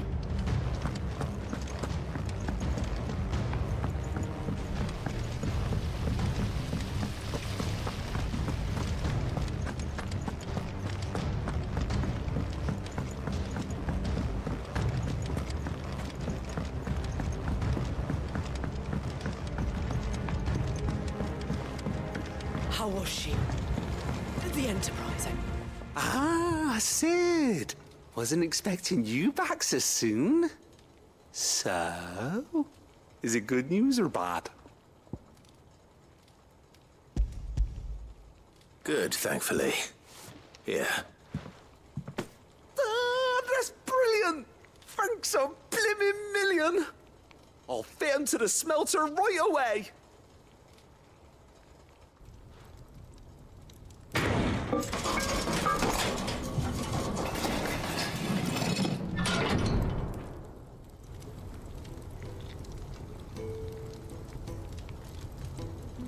May I present to you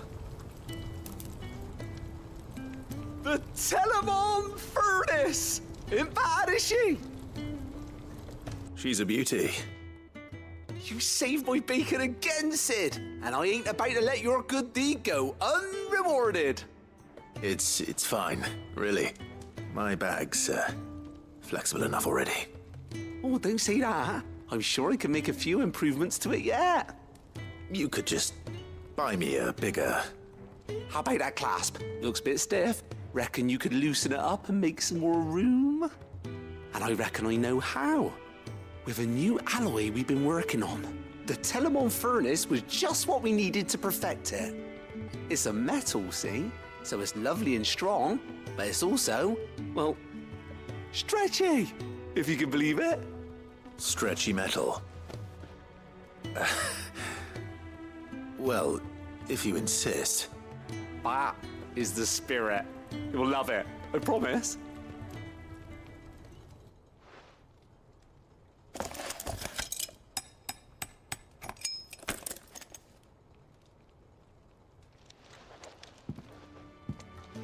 So, what do you reckon? It's actually quite ingenious. Thank you, Owain. Shh, don't mention it. You earned it. And I wanted to get some practice in using that metal anyway. Reckon we'll have all kinds of uses for it around the hideaway. Can't think of any right now, but that's our job, innit? Dreaming up new ways to make life easier around here. Maybe even out there, too. One day, the whole world's gonna know about the inventions you've helped us put together. That bag of yours will be the first of many. You mark my words. They'll hardly believe their eyes, I'm sure.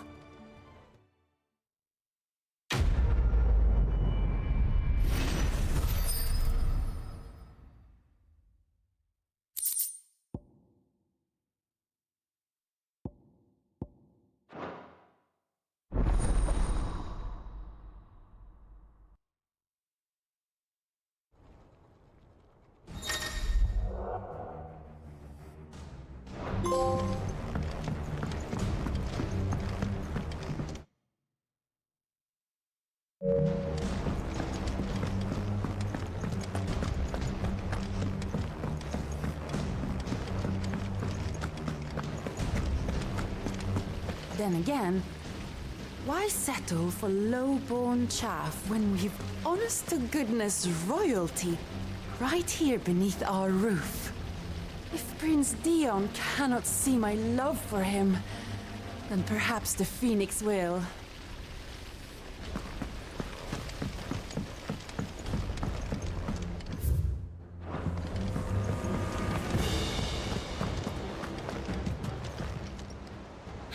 Help you today, Clive? Is everything we've received and everything promised?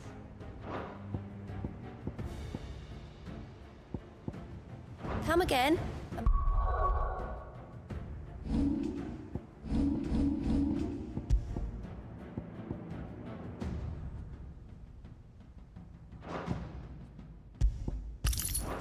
I have more for you.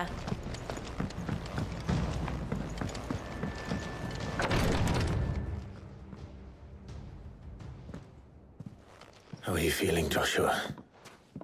Better than I was. But not nearly as well as you should be.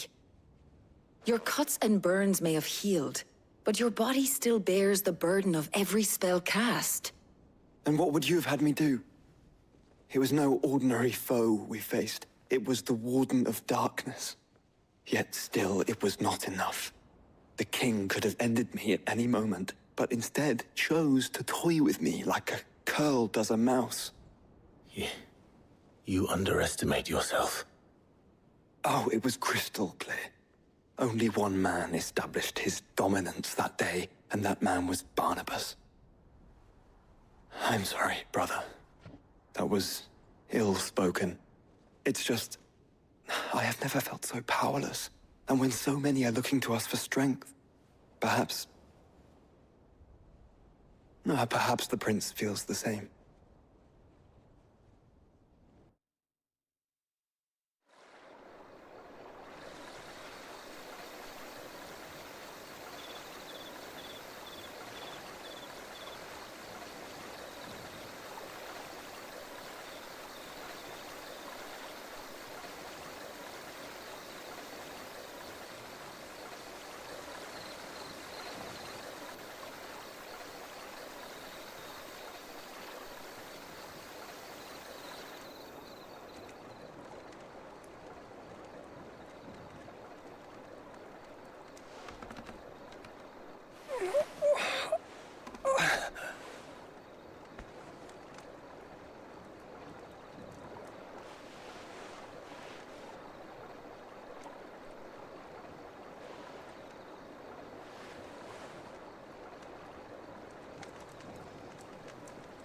What is this place?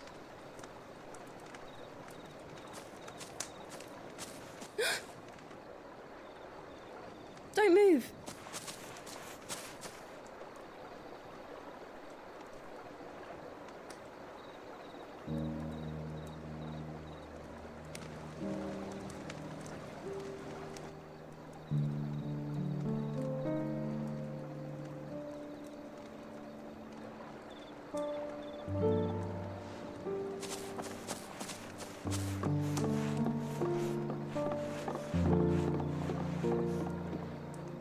Here, it's fresh from the well.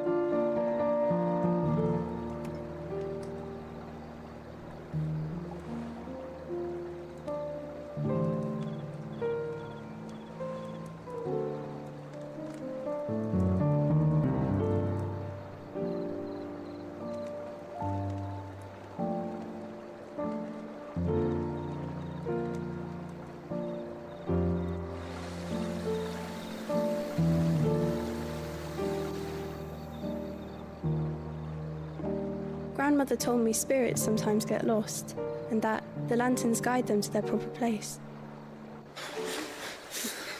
I set one on the river for her when she passed away.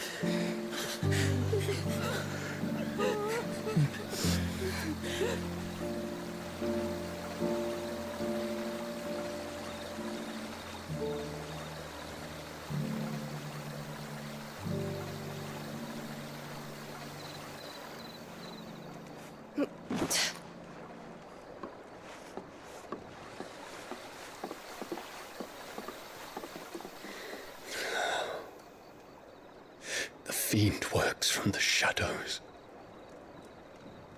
Was it you who guided my hand then, Ultima? No, not you. This is my doing, my fault, my sin to bear. And for it, I must atone. Your hurts are healing nicely. It was my poultices that saw you well. You make them? And sell them, or try to. Earns me enough for bread, most days. Forgive me. I have nothing to... I know, but I couldn't just leave you lying there.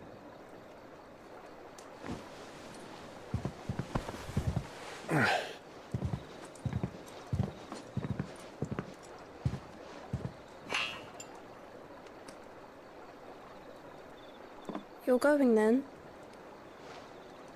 Of course. I'm healed. Thanks to you and your poultices.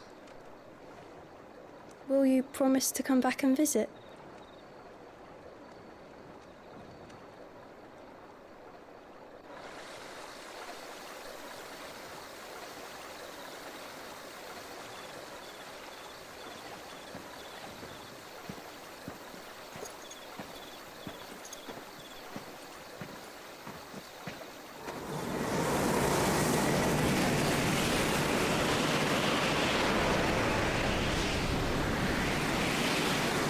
Well, Phoenix, it would seem that I owe you my wings.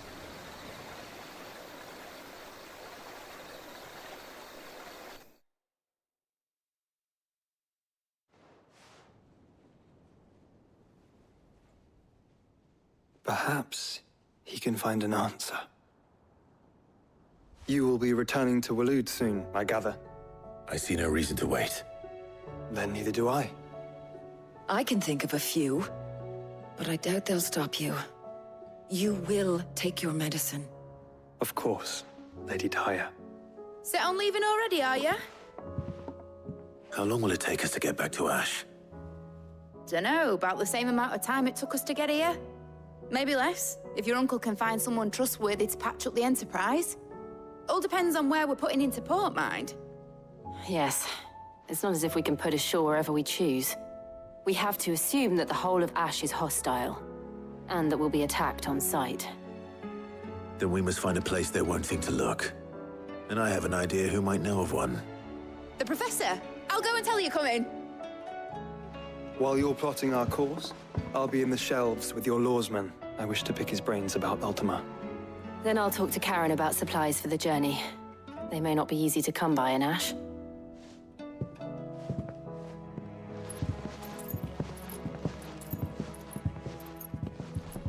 Your brother's body won't take much more of this recklessness. You know that, don't you? I do.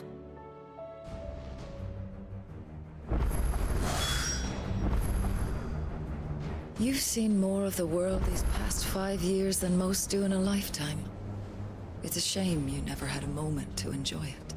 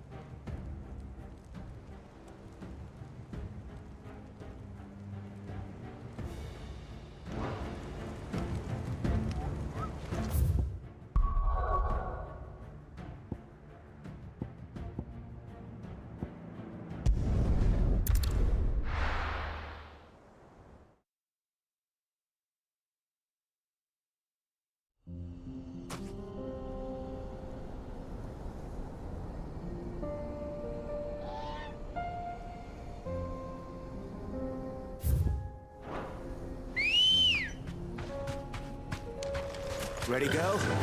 Yeah!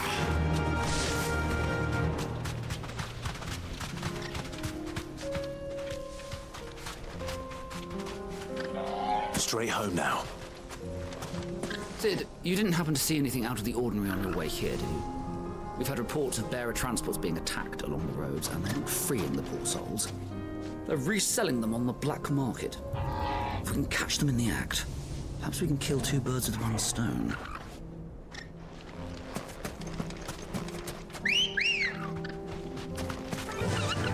Fly, Ambrosia.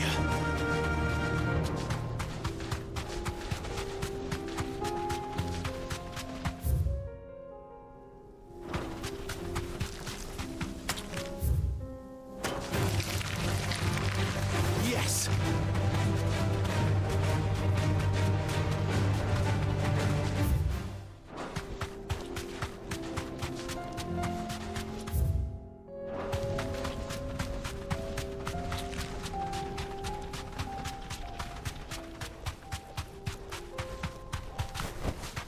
I can walk from here.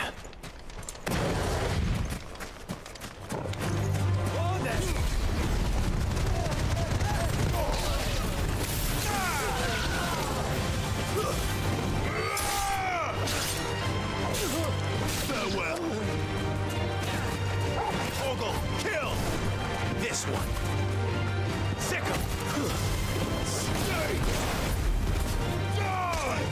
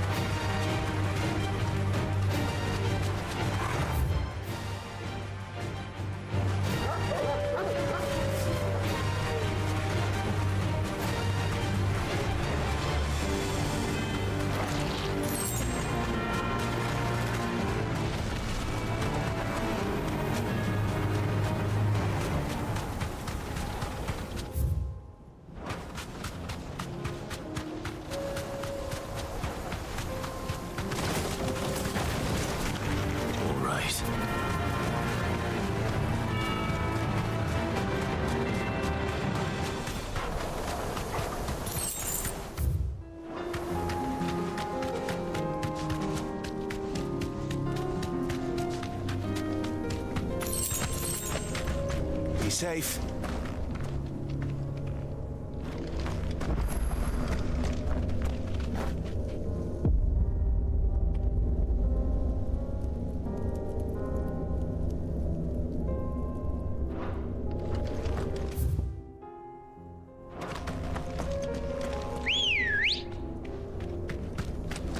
Come on.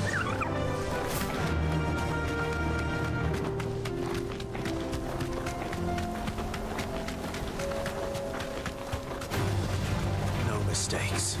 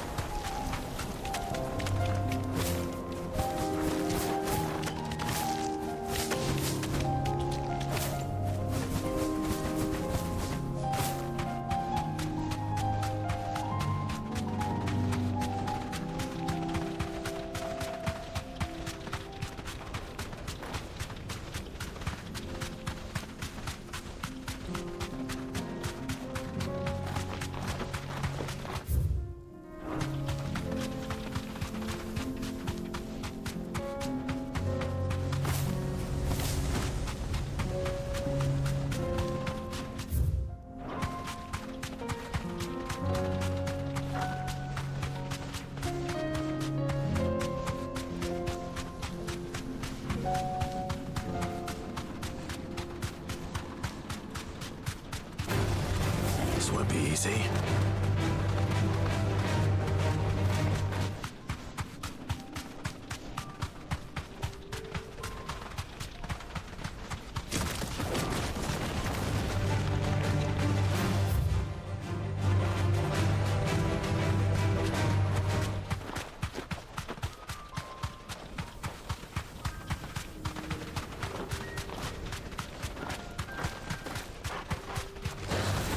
No mistakes.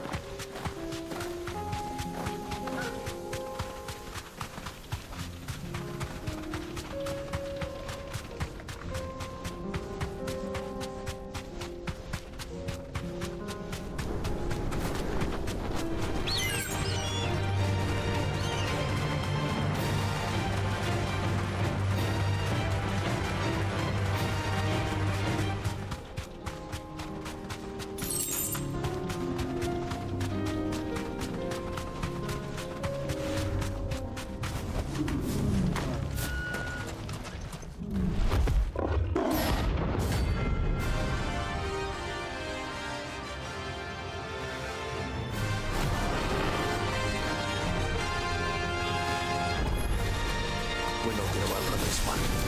Stay close.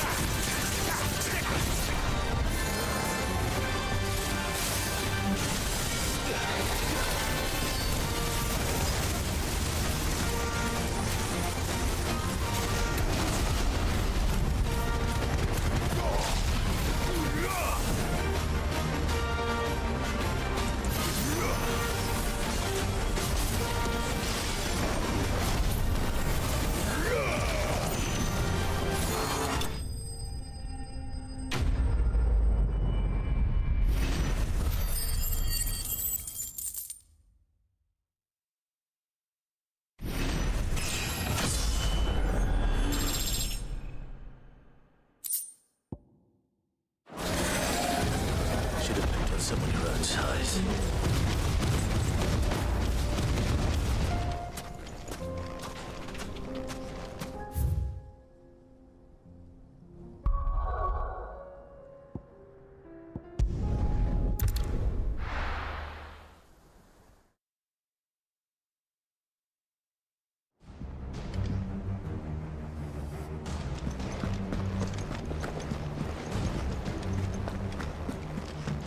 Come back.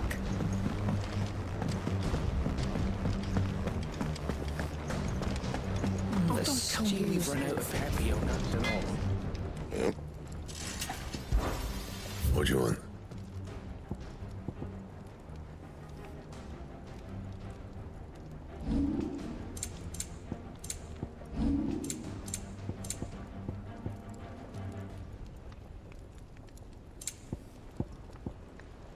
And?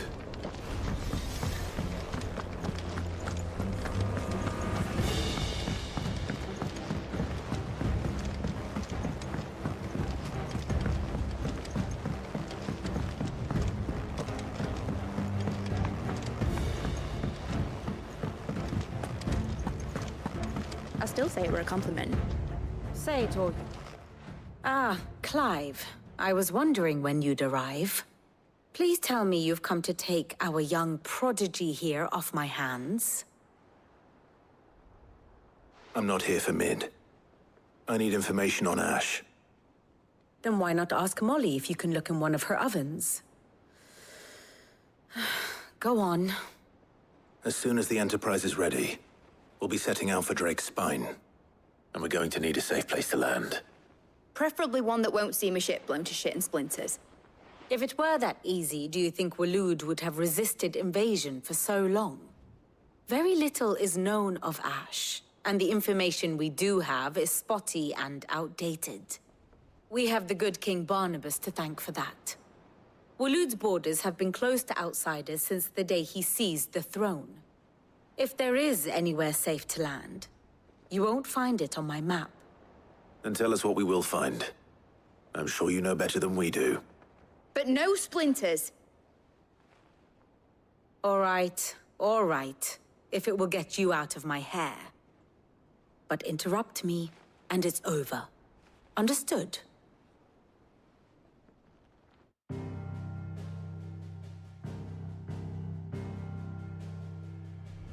Barnabas Tham, the one they call the Last King. Understand him, and you will understand the kingdom of Waloed.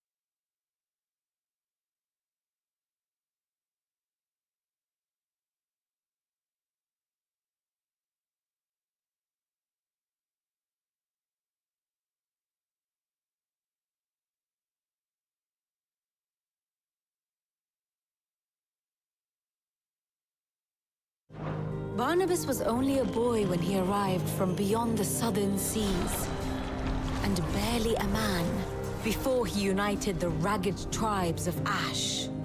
And having unleashed them upon the formidable Veldemark, he set his throne upon the ancient kingdom's ruins. The victory sent shockwaves around Valisthea, tales of Odin's might spreading through every court, parlor, and drinking hole in the realm. Note that this was in the year 843, and that the king still sits upon his throne some 40 years later, quite untouched by time. Waloed's recent inaction left many wondering if Odin had lost his appetite for war. And yet here we are. The Einherjar was committed to the fray, a bold declaration of intent. Orcs swarm around Drake's Fang, and throngs of Akashic haunt Canva's streets. Though how precisely the havoc they wreak serves Waloed remains unclear. Regardless, if the order to attack truly came from King Barnabas, then one thing is certain. Waloed has achieved the impossible, and made bedfellows of beastmen and the ether-addled alike. All of which is a roundabout way of saying that you will be in unknown territory when you set foot on Ash. Much of the continent has already been lost to the Blight, and what few ports remain will be fiercely guarded. And that is to say naught of its natural defenses. Offshore currents will cast an ill-equipped ship out to sea one moment, and dash it against the rocks the next. But then the Enterprise is anything but ill-equipped, and Mid has made land there before. Now, if only there were someone with an intimate knowledge of the Shadow Coast, and where a daring gentleman might put ashore.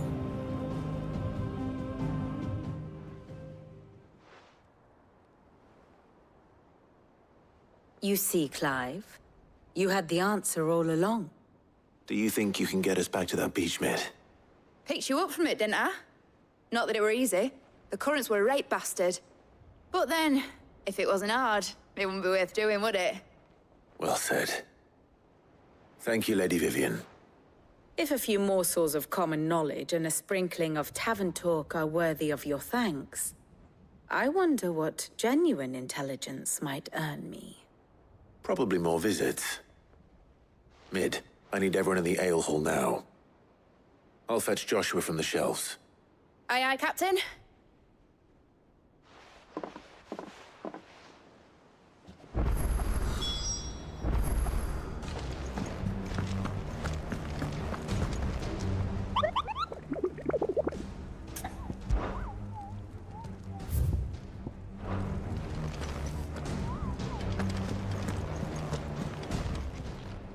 Fancy a look at the list, do you? Anything catch your eye?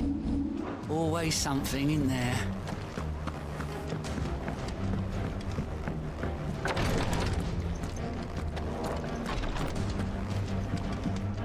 Please.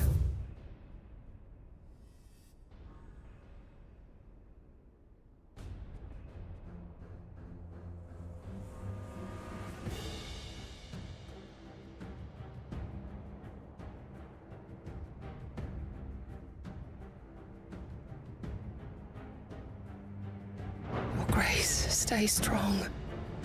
Ah, my Lord Marquis. Yote, is anything the matter? You seem troubled. Perhaps I might be able to help. My lord. Yes. Perhaps you might. It's your brother. His condition continues to worsen, though he does his best to hide it. The lesion on his chest pains him more with each passing day. I had feared as much. There are certain elixirs which can ease the suffering of those afflicted by the curse, but... But His Grace's case is severe. The drafts I have been able to prepare for him thus far have ceased to have any real effect. So I consulted with Talia and certain of my comrades among the Undying about the possibility of finding something stronger. And thankfully, a recipe was found. The only problem being that the critical ingredient is exceptionally hard to come by, and our supplies are almost exhausted. Unless we can secure more soon, your brother's anguish will likely become unbearable. My lord, I know that I have no right to make demands of you. But would you help? For Joshua's sake. For Joshua? Anything. Thank you, my lord. So, what is this critical ingredient? A rare herb by the name of stonerwort. It grows only where the ether is densest. The vigor it stores in its stems helps to counteract the curse. We discovered a patch near the aqueduct in Rosaria. But alas, yet more ether has erupted from the earth there recently, leaving the whole area flooded. The search continues for a new source. One that we might reach without being turned. So it's only that you can't reach it. The stonerwort itself is unharmed by the flood. Well, yes, but... Then I shall go in your stead. But, my lord... You've yet to find another source, correct? So for now, the aqueduct is our best hope. Besides, I'm a dominant. The ether can't hurt me. Well, if you're sure, my lord. Stonerwort is easily identified by its blood-red blooms. Search around the aqueduct, and you're sure to find some soon enough. I shall remain here and prepare the other ingredients.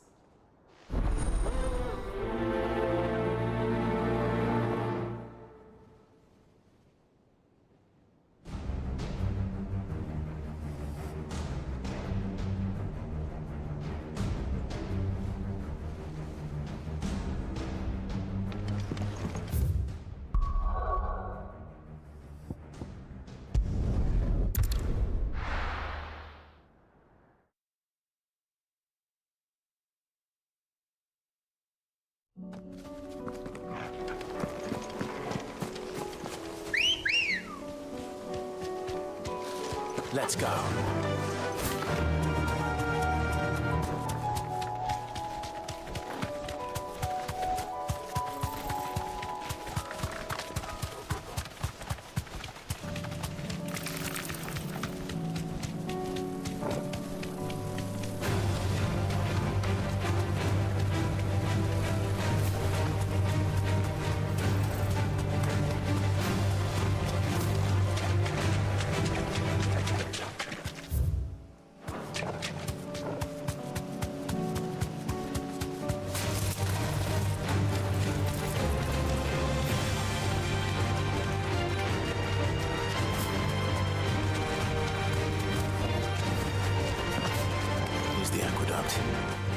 Now to find our stonerwort.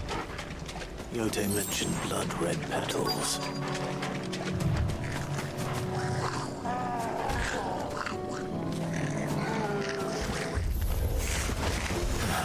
Just like luck. I think till they're gone, there's only one thing for it.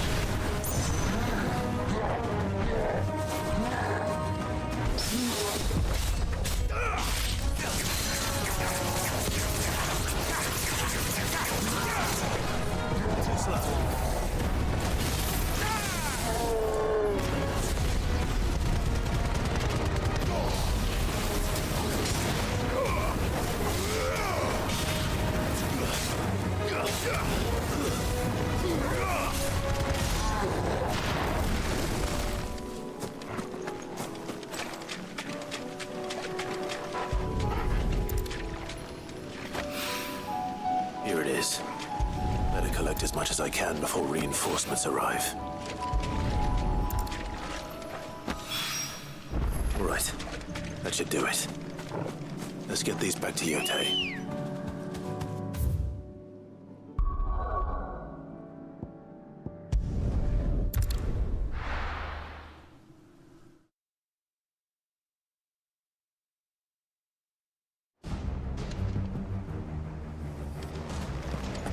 Karen says she'll provide what she can for our voyage to Ash, and has even agreed to forgo payment.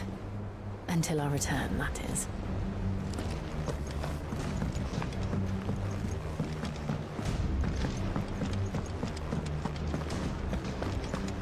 Oh, don't tell me we've run out of... Still alive, are you? Coin purse weighing you down? It'd better all be here. You're rubbing me blind, you know. You'll not find a better price than that. Finished, are you?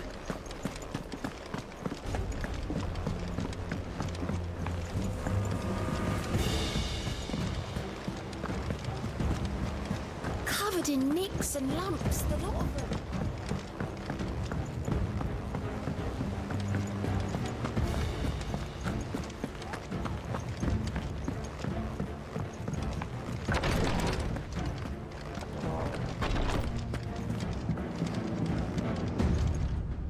Yote, I brought back all the stone and water I could find. Will this be enough?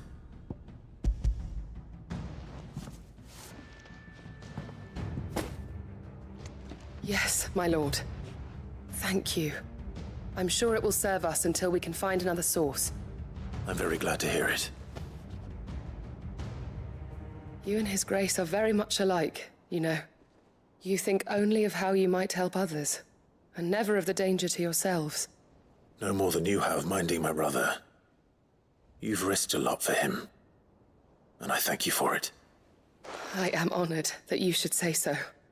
But I beg you, my lord, do not give too much of yourself for the sake of others. We could not afford to lose you. I'll keep that in mind.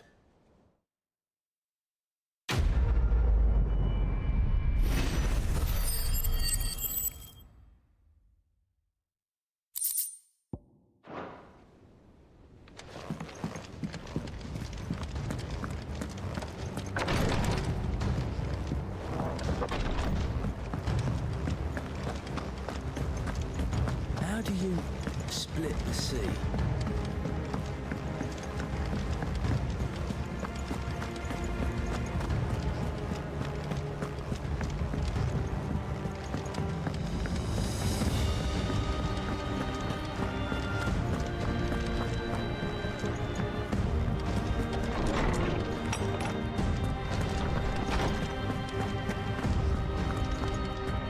I have no reason to assume otherwise.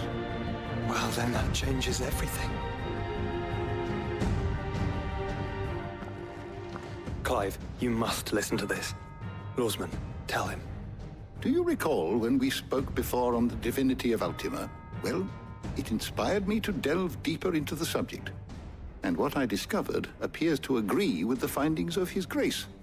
You will recall that my quest to uncover Ultima's origins began with the mural at Phoenix Gate. But while I've always known it to be important, its secrets have heretofore eluded me. Now, however, I believe I know where to find the more complete example, one that will reveal all we seek. Master Clive, have you ever in your travels chanced to hear of the Circle of Malleus? I would think not, few have.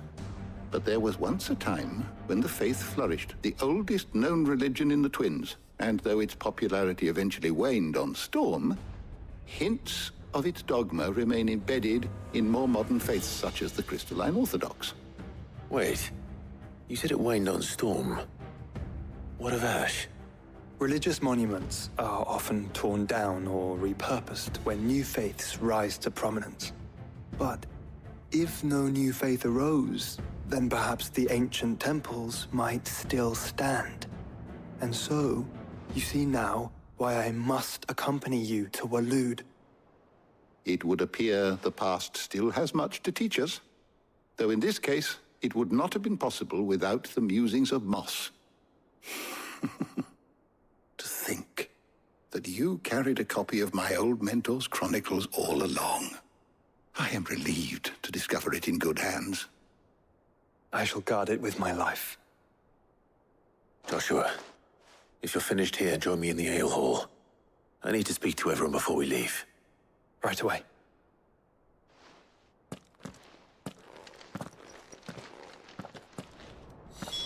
Mid said I could ride the Enterprise next. No, she didn't. She said I could.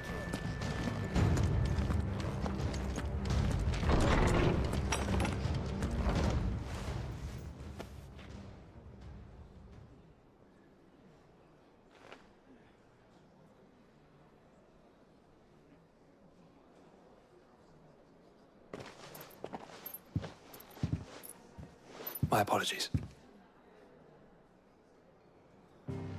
By now you've all heard where we're going and why. So I won't bother you with the boring details, only the important ones. If we attempt to approach Stone here by sea, there's a good chance we'll be sighted and fall prey to the capital's artillery. So instead, we'll disembark on the southwest coast and make for Drake's Spine on foot. I say we, but it's highly likely the entirety of Ash is under the rule of Ultima. A large party would only attract unwanted attention, as well as slow our march and require supplies which may be difficult to obtain. Only Joshua and I will be going. And a scout. Preferably a good one. Gav, do you know of any? You bet your ass I do. I might still borrow some of Lady Vivian's maps, though. Just in case, like. Once you've dropped us off at the Shadow Coast, you need to retreat into neutral waters, fly merchant colors, and stay inconspicuous. If you sense any danger at all, you leave us behind and return to Storm. Inconspicuous is my middle name. But like hell am I leaving anyone behind. The ship ain't going nowhere till your scurvy mugs are smiling on deck. Jill, the Enterprise will appear a tempting target for royalists and pirates alike. You're to stop anyone boarding. Don't worry. I'll keep the ship and her crew safe. You'll be needing passage home, after all. But... very well. If there are no questions, I'll see you all at the docks.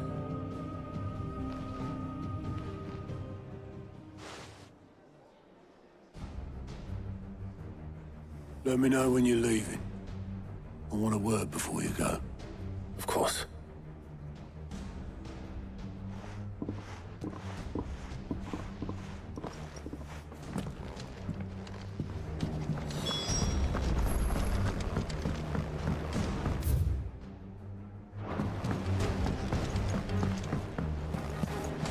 I am certain we will find what we seek in Ash, and learn the truth of Ultima's origins.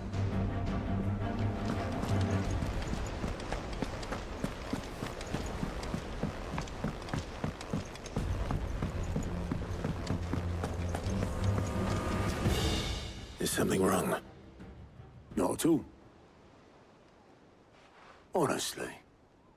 Can't a man wish his friend farewell? Just wanted to let you know that I'll keep things in order while you're off saving the world. I'll hold you to that.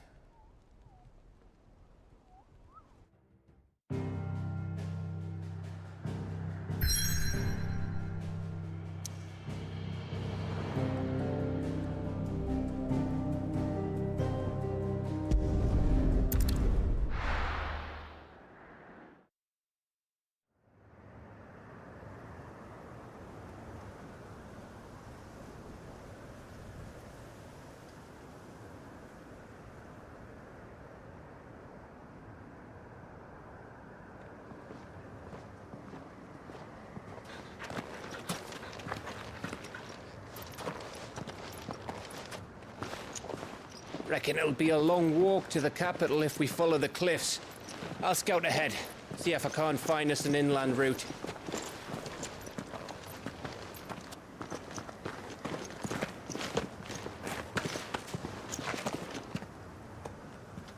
Clive.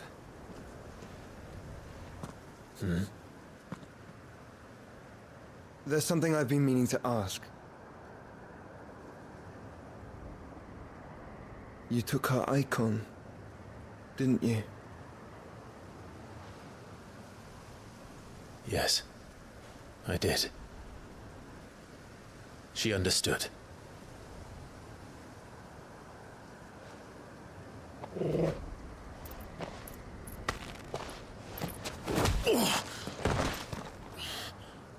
Oh, she understood. Understood that you decided to save the world all on your own, and that you'd die without her power.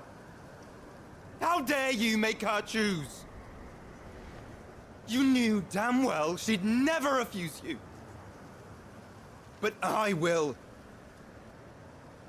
You can't keep pushing us away, Clive. The world is ours to save, not yours.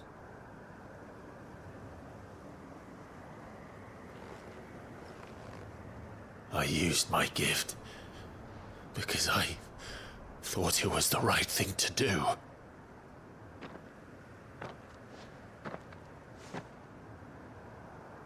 And you truly believe this will save you?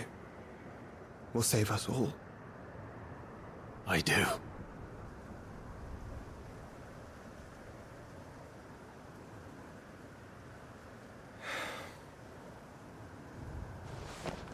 Then so be it.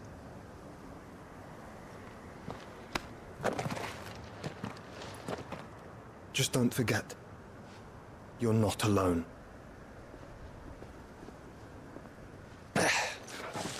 Think I found us a trail. Did I miss something?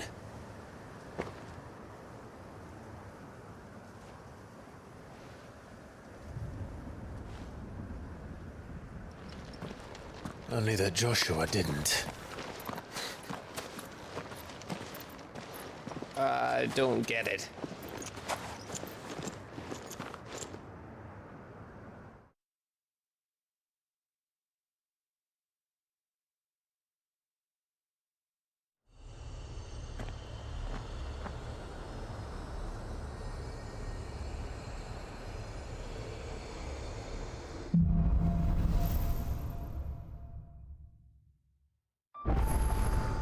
Always wanted to visit Ash.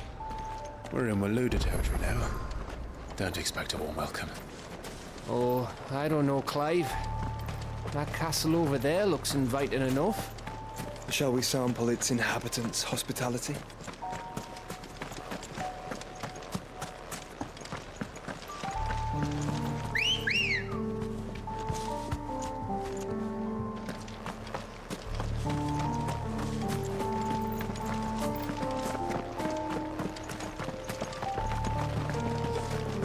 Remember what I said about warm welcomes, Gav?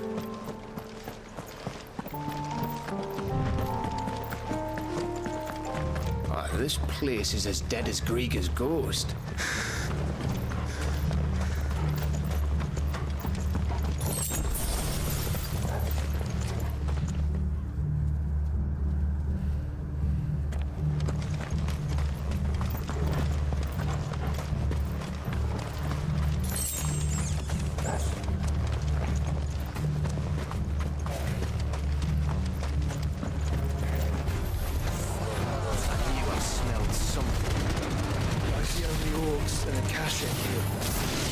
Villagers made it out in time.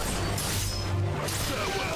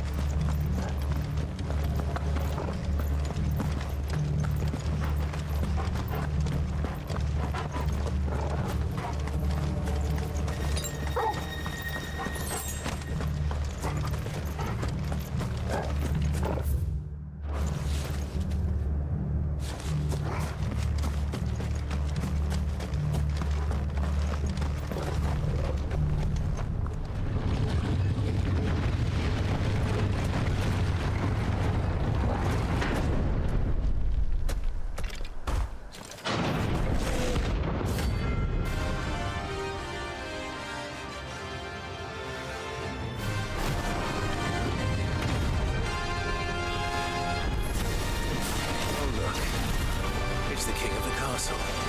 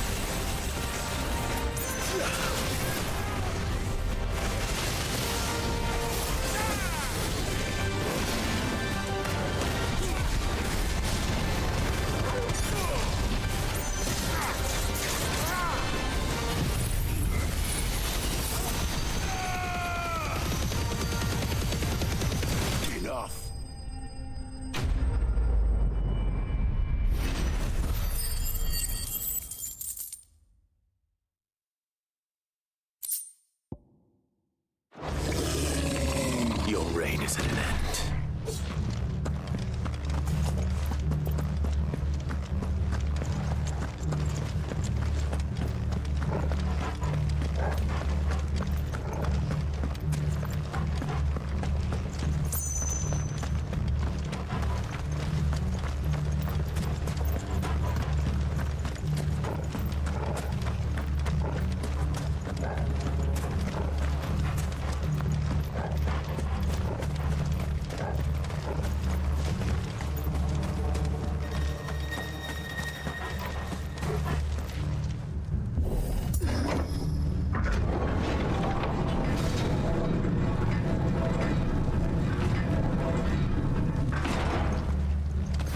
It's Camber all over again. Where the hell are the royalists? Seems you were right about that welcome after all, Clive.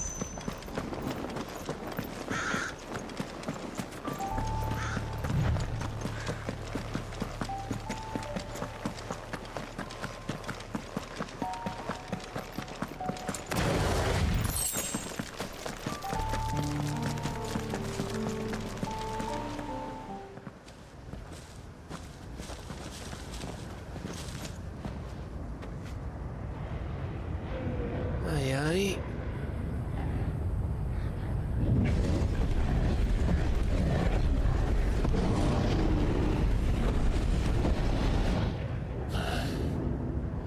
Has the whole of Ash fallen into Ultima's hands?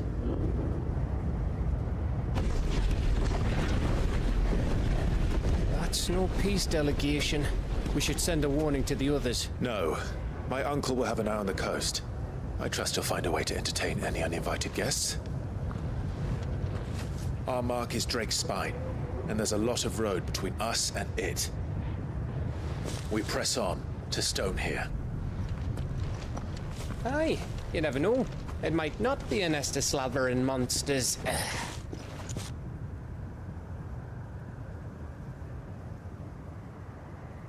Clive, you must go on ahead without me. This stronghold is as old as Phoenix Gate, perhaps older. It may yet hide Ultima's remaining secrets, and if we are to best him, they must be unearthed. All right. Stay out of trouble. I always do. Mostly.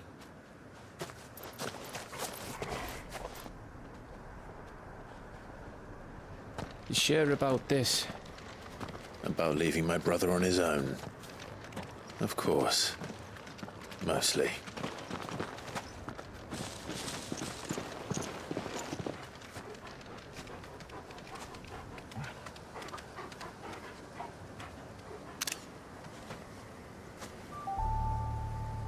Lady Vivian's map is so old it's hard to tell which way is up. But if I'm right, we're not far from a village called Eastla. Then we make our way there, resupply, and wait for Joshua.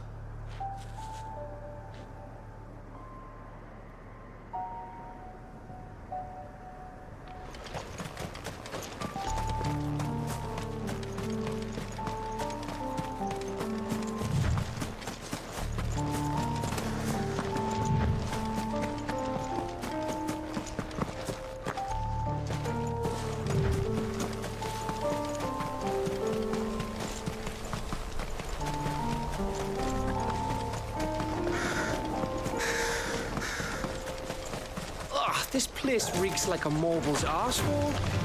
Though I'm guessing it's not the smell that'll kill us.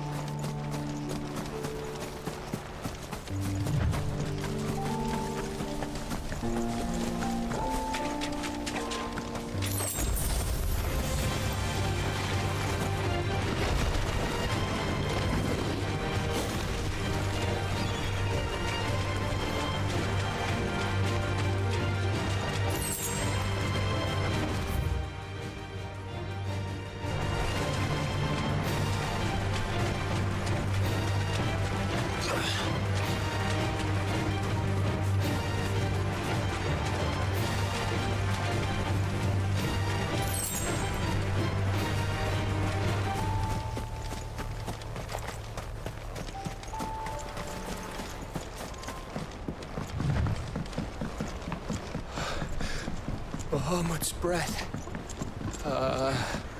Don't look down, Torgal. No.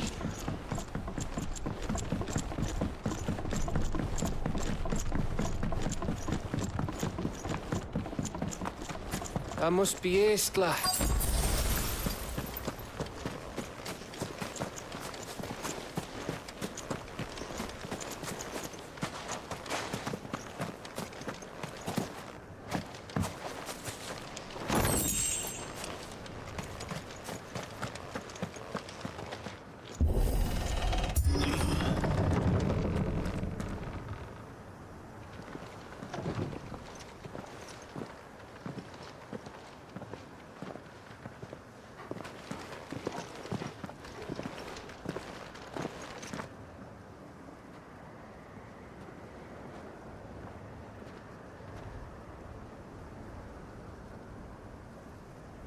What do you think, Clive? Then we're too late.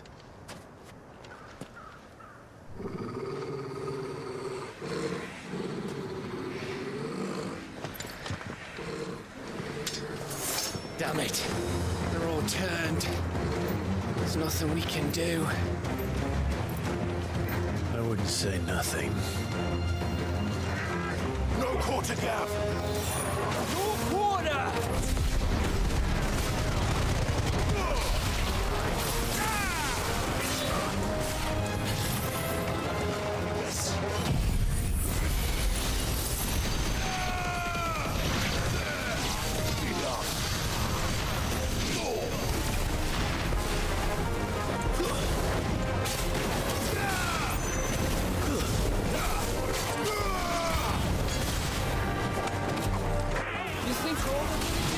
Like this? A question for later, Gav.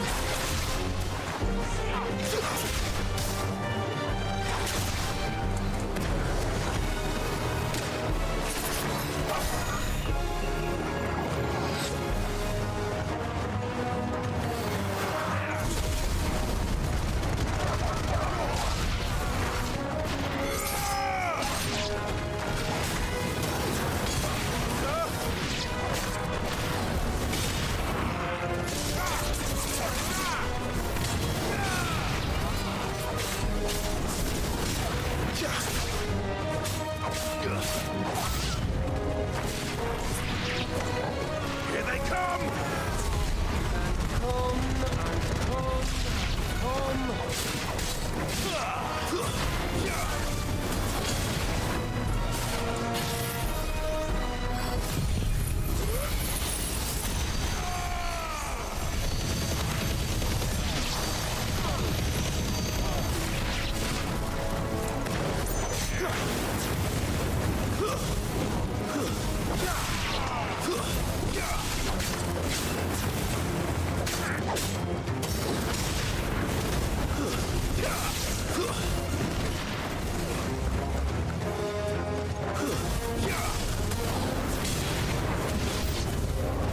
I don't want to die here, Clive!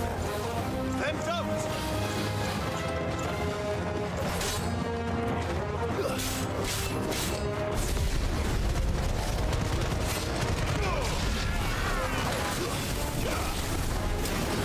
It's over!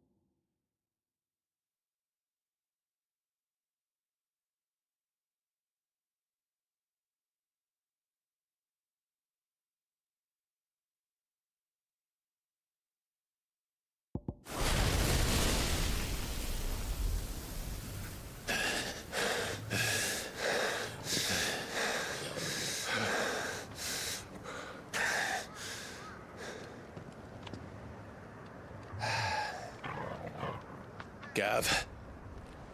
Gav! Don't tell me there's more of the bastards. Oh, fuck.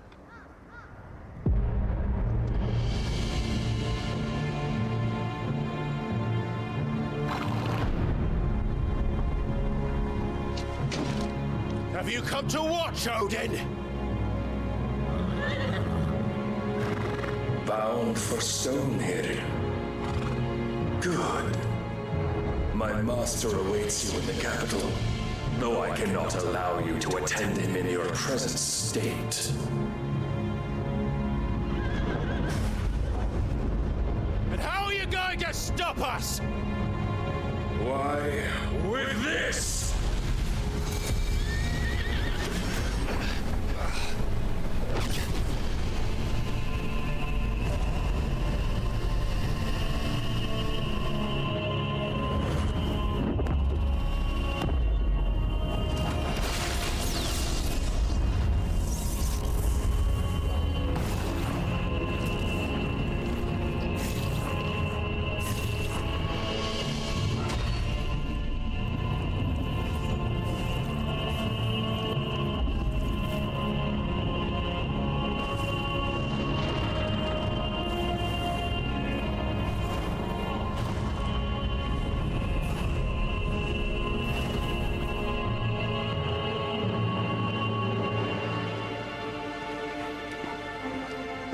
What did you do?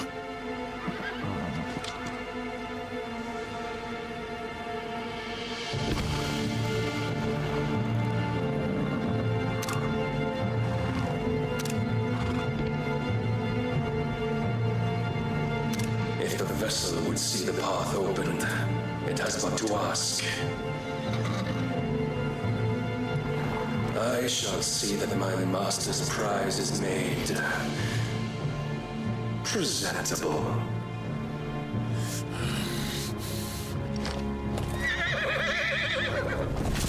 Shit! No!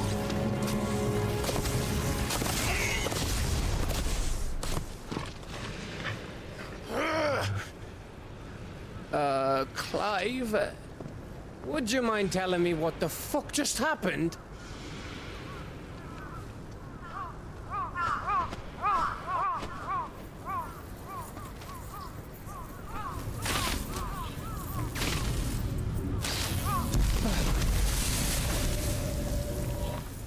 Oh, you've got to be.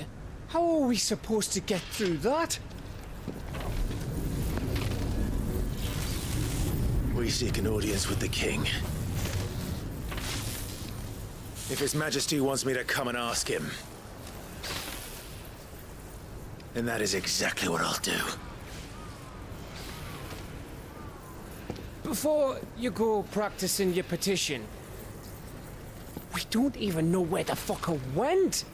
How about we cool our heads and think this through, eh?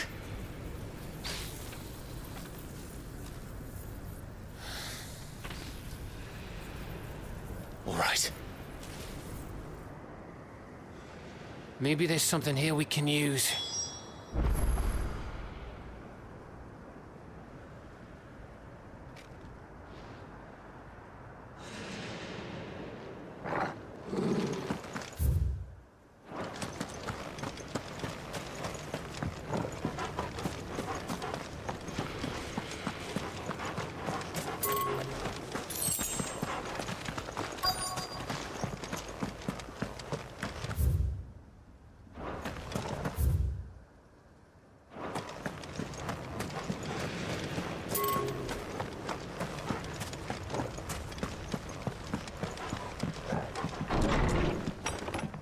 Anyone here?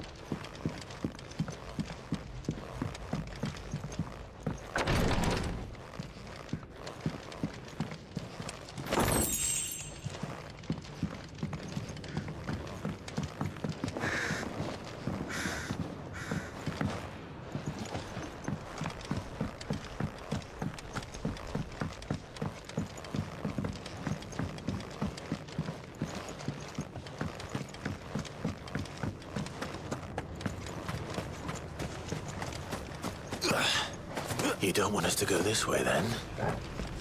So where do you want us to go?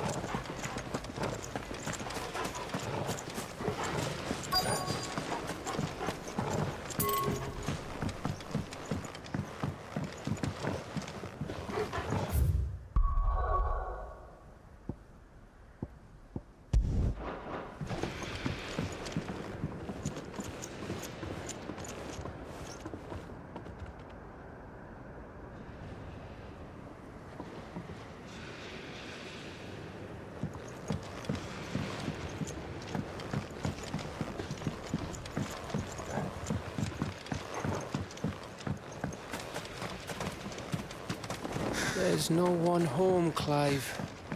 Then let's find somewhere to sit down and look at the map.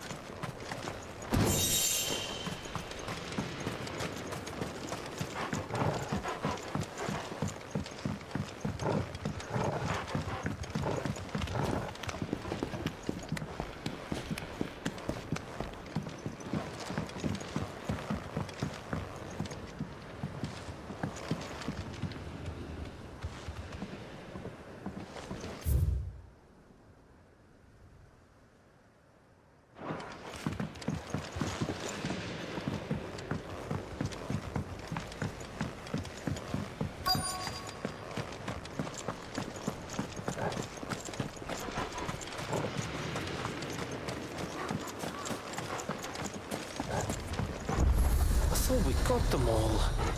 So did I.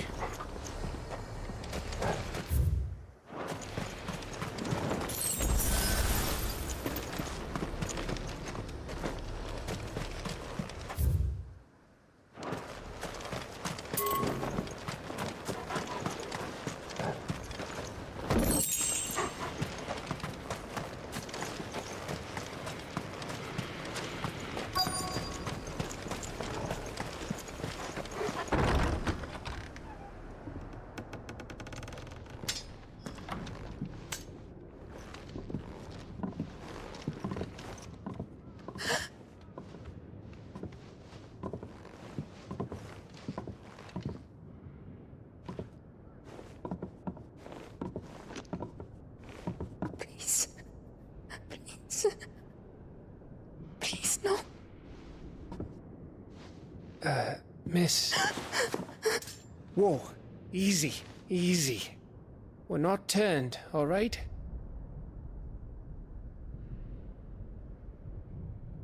Who?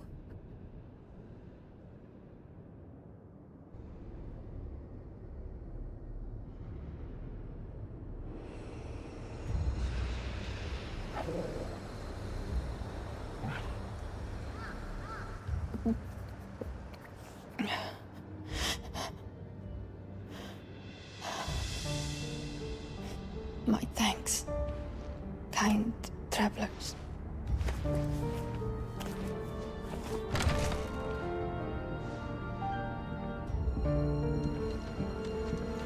Edda, forgive me for asking, but what went on here?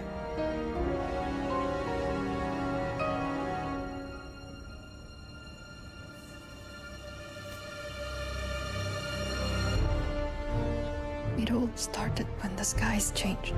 The elders said it was the Arcade. One by one, people went mad, minds taken by the ether, till only I remained. By then, I was too far along to run. And then the nights came, and I didn't know what to do.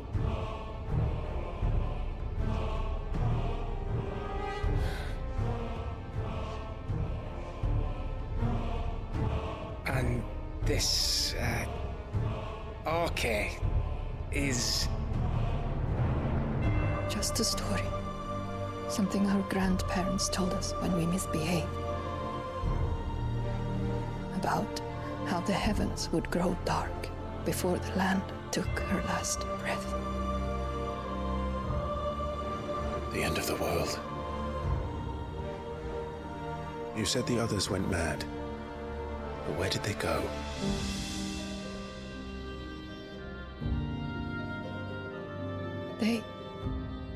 They all left.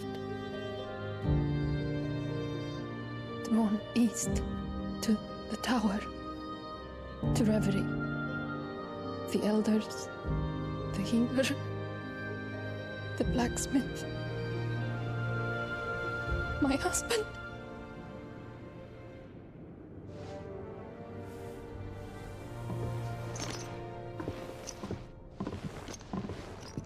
You thinking he did this? Of course. Who else could it be? You were in Canva. You saw what he did to the people. But then what about her? How come her nut hasn't cracked? The baby, perhaps? Could be protecting her from the ether. I can't think of any other explanation. You mean... it's a bearer? It won't matter what it is once Ultima's magic takes hold. Time's running out.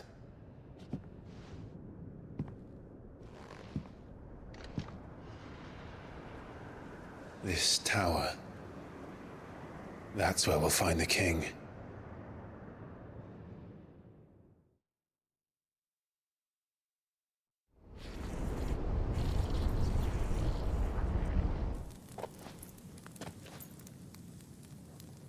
I knew it. It's the same as Phoenix Gate.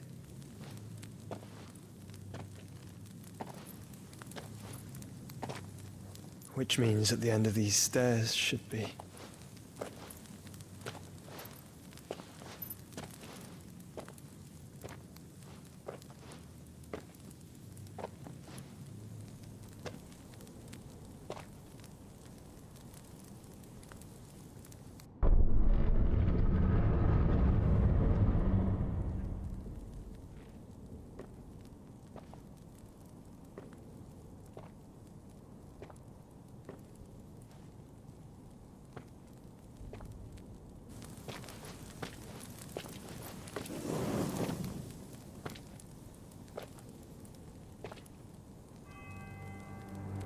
The mural is complete.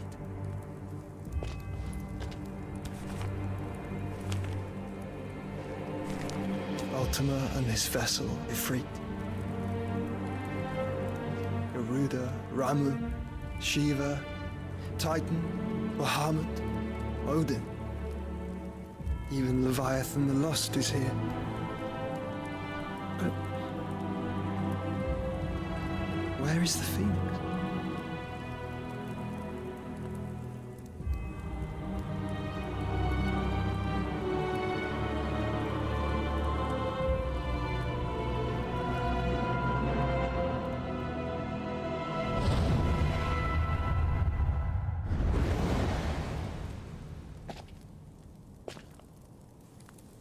By the Founder.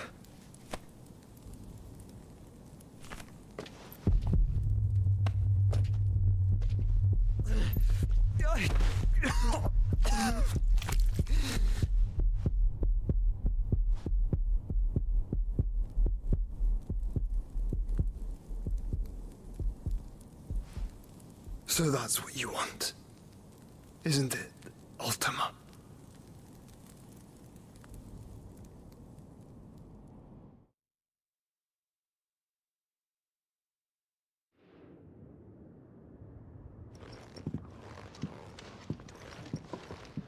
So that's how it's gonna be then?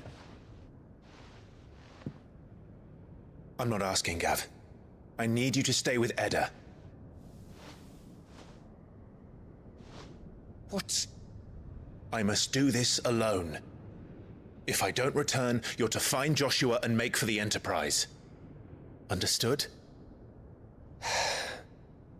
Aye.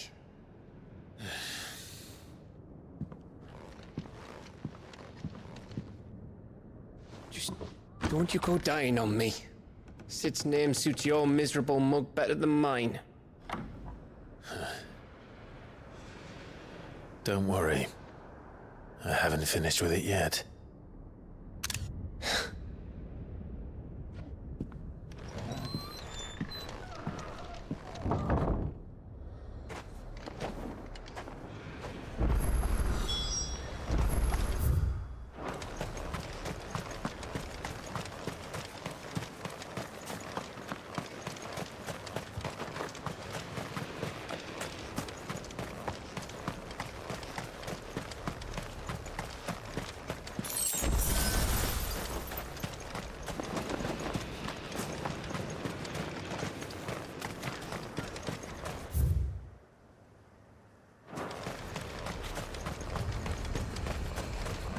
If Barnabas is controlling the Akashic, then wherever he goes, they'll follow. And so will I.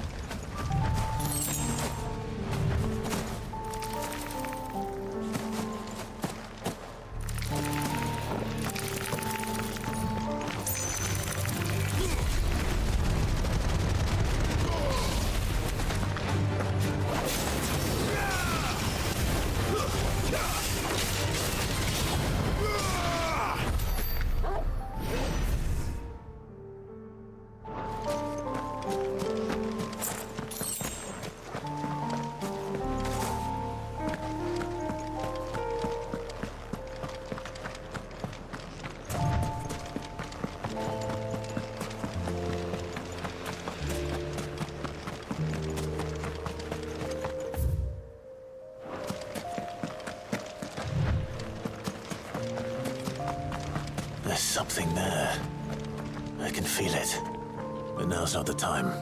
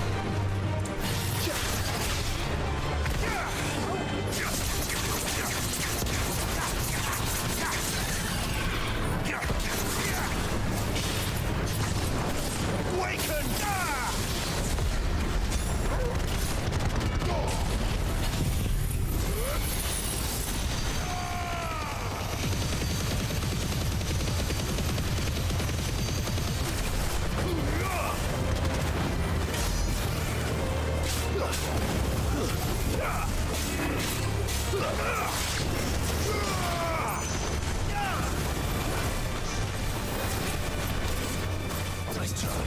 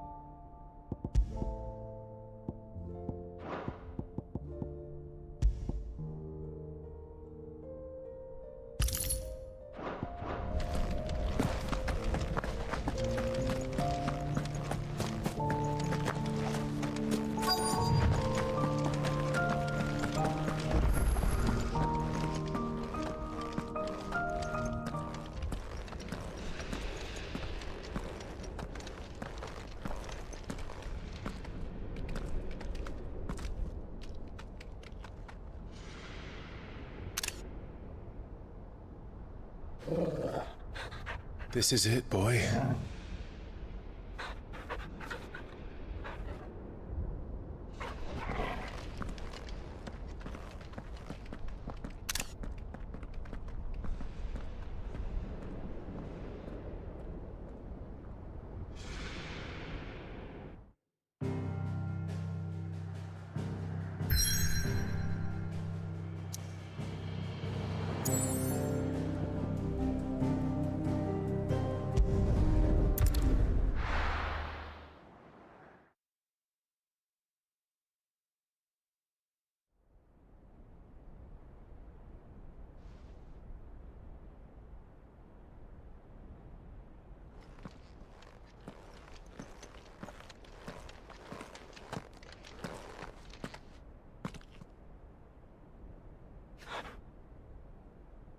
I've come for you, Barnabas.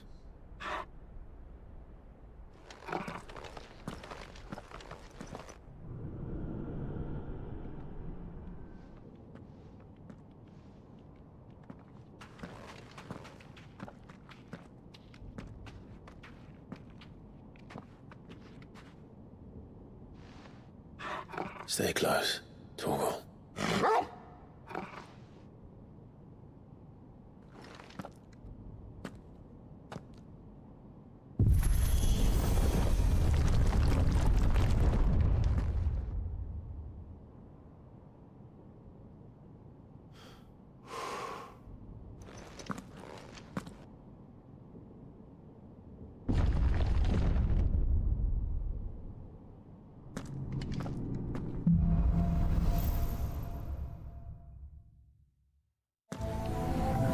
The tower. It's alive.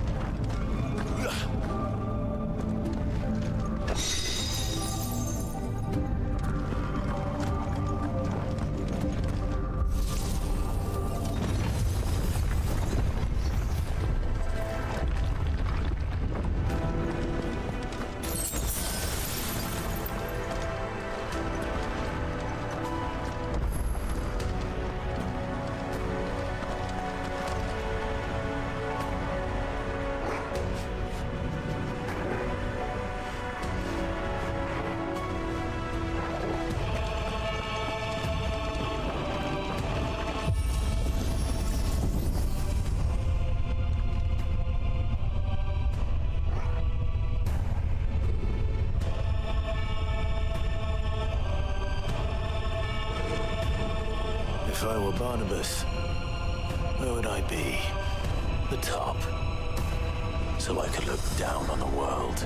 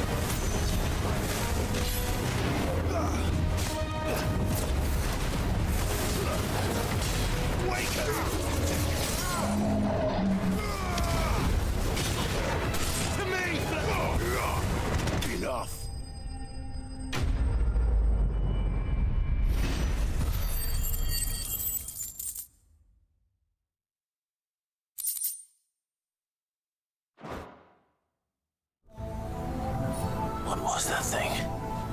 Hopefully there aren't any more.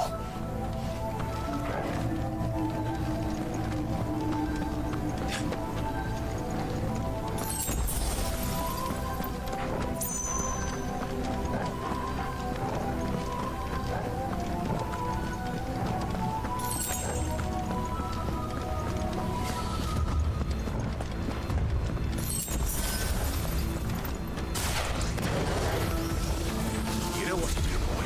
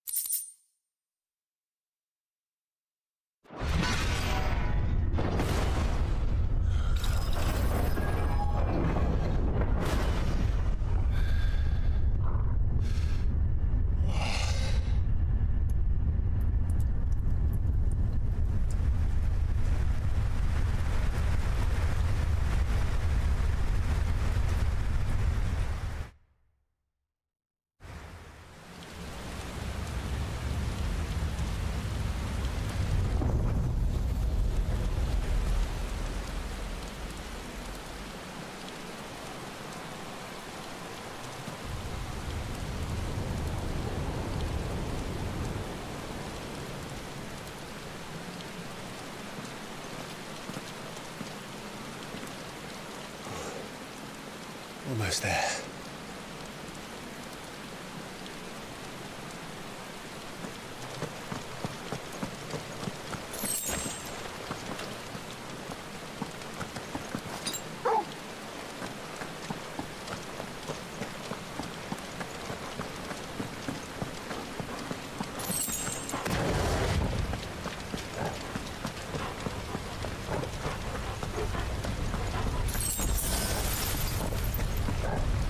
He's here. I can feel him.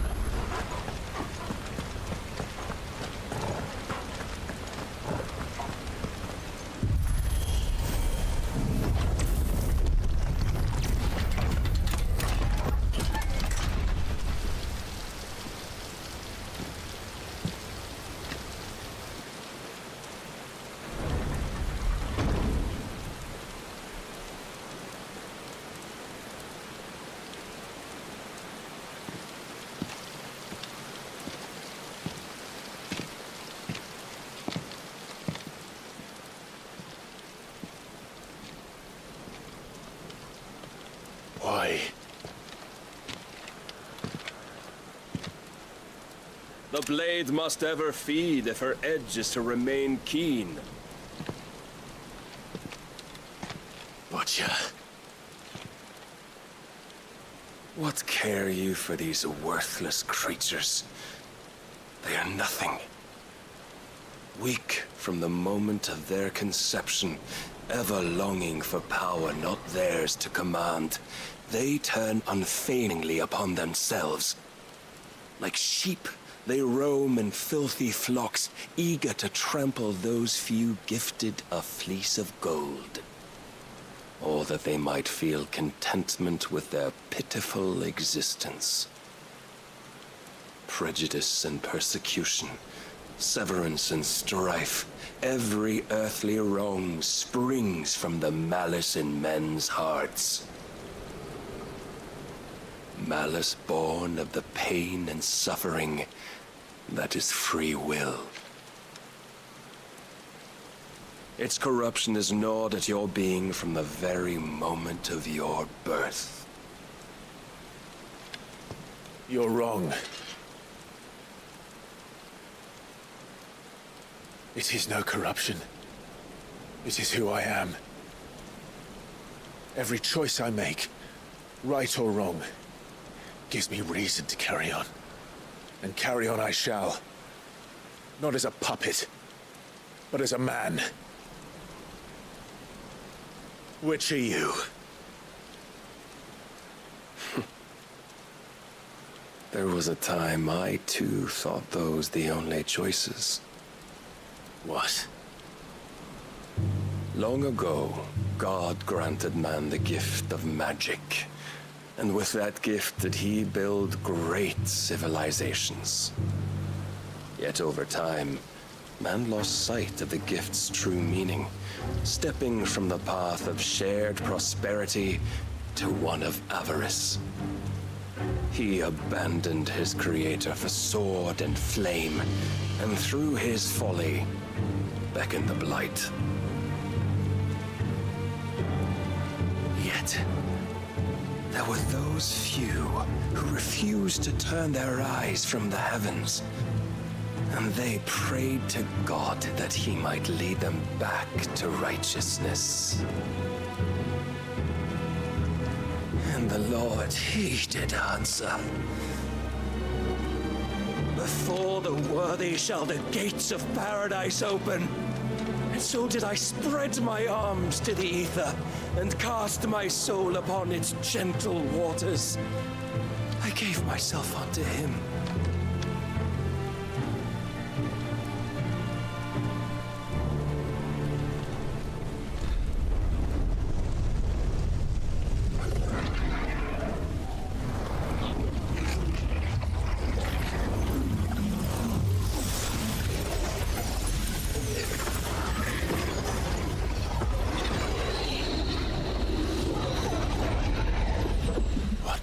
Is this? My worth proven, the Lord charged me thus.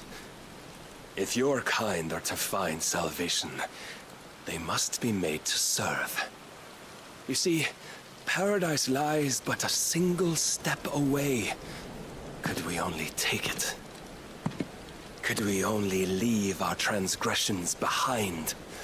For none save the pure of heart and mind may set foot in the new world. I will save us. But it all begins and ends with you. You are the key, Mythos. And with this humble offering, shall I prove my faith once more. So you forsook your kingdom. You forsook yourself to serve. Tell me, how is that living?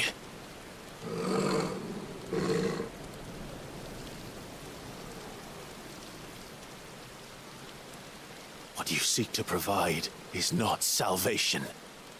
It's anything but. Life is about always having a choice. Take that away, and we might as well be dead.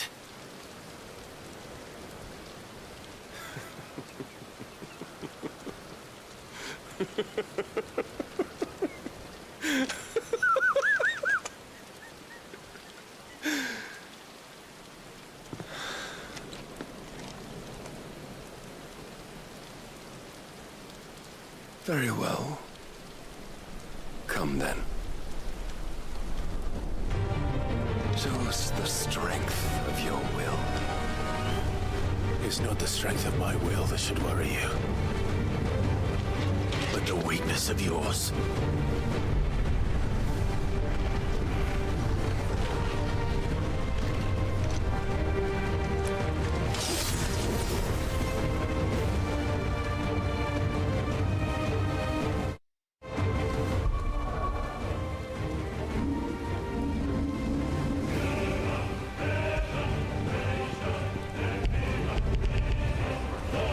If you think your will the stronger, prove it.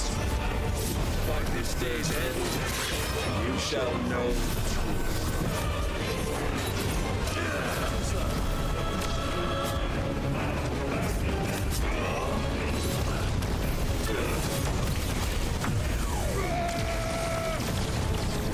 I'm tired of this. Wake up!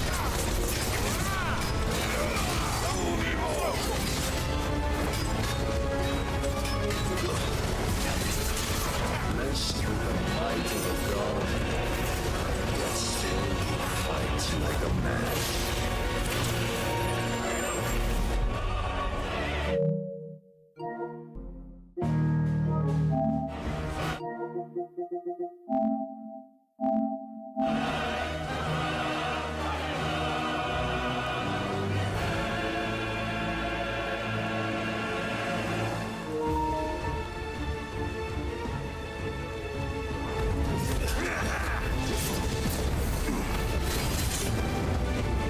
Must I show you?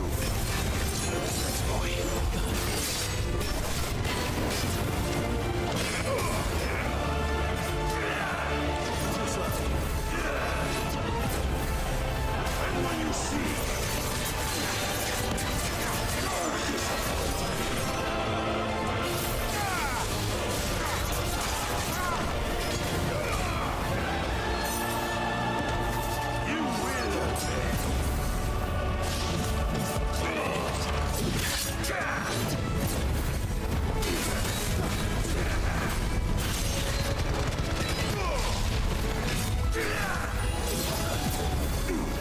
nice try.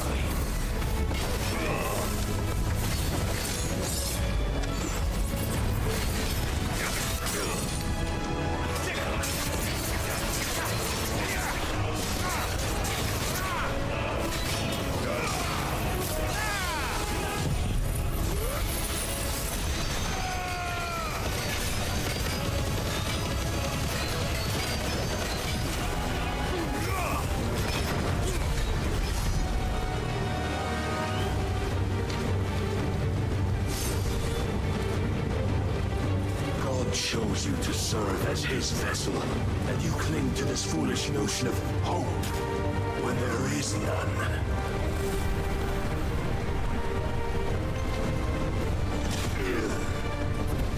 Fuck.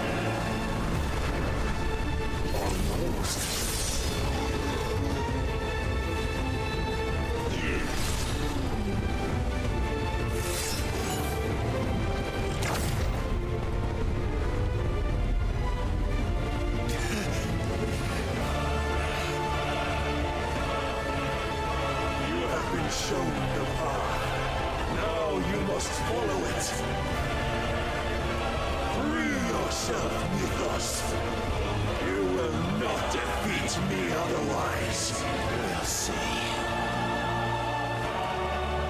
Perhaps you still require persuasion.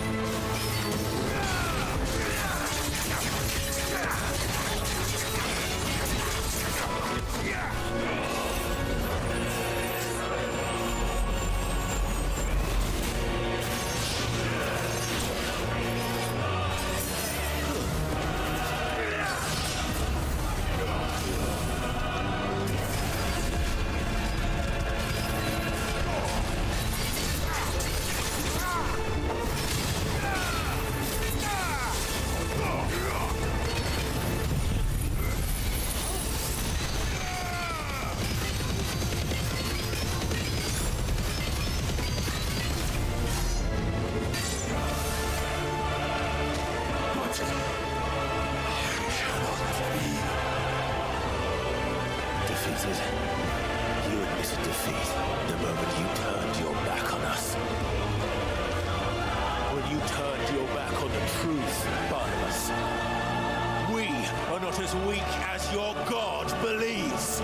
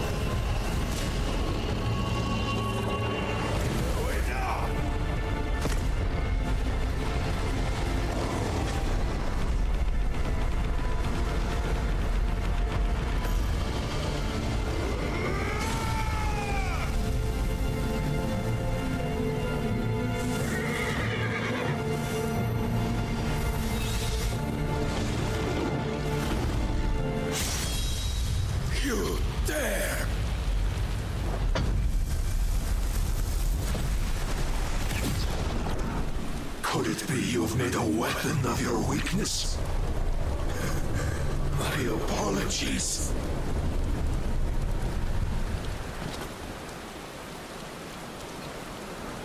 You are not the fool I took you for.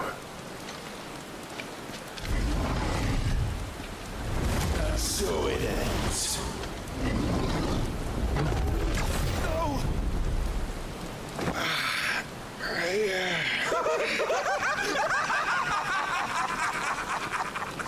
Don't tell me you are tired, Mythos! Your stubborn defiance has stirred my long-becalmed heart, filling it with a joy that I have not known for generations! I had thought the tantalizing kiss of self-indulgence a dream forever out of reach. And now that its sweet ruin courses through my veins, I shall not be quick to relinquish it. Show me your work, Mythos, that I might revel in it!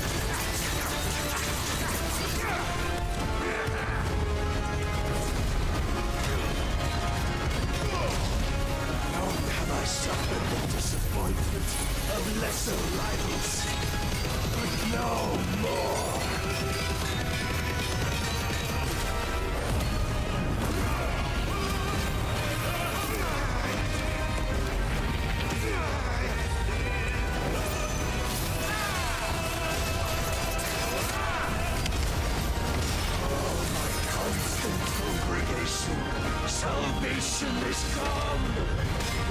Rejoice as our souls are granted peace unending! How do you know this day will come? What proof have you? I knew this. Your mere existence is proof of the Lord's grand design. I'll never serve your God!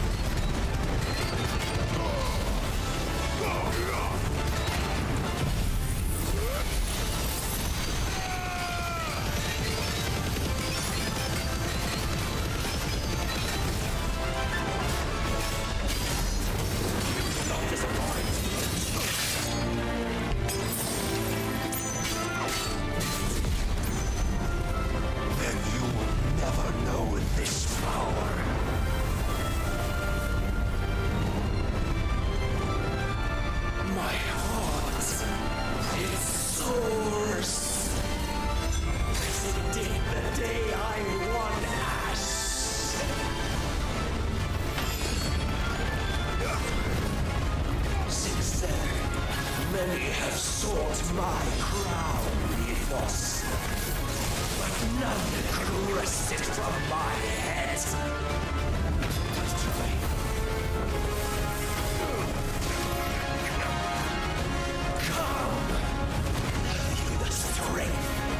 Have you the will?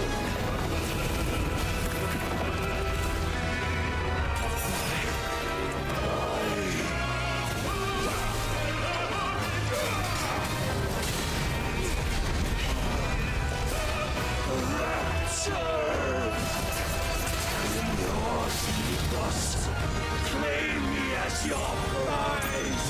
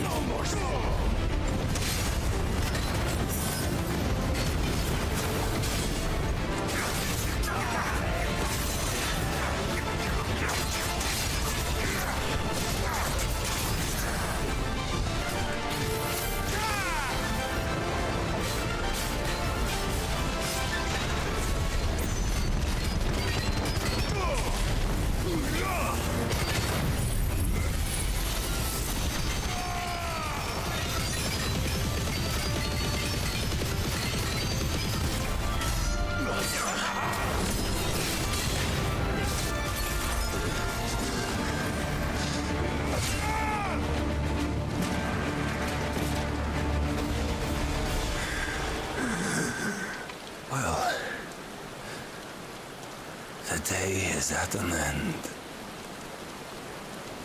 And we both know the truth. It is I who stand victorious.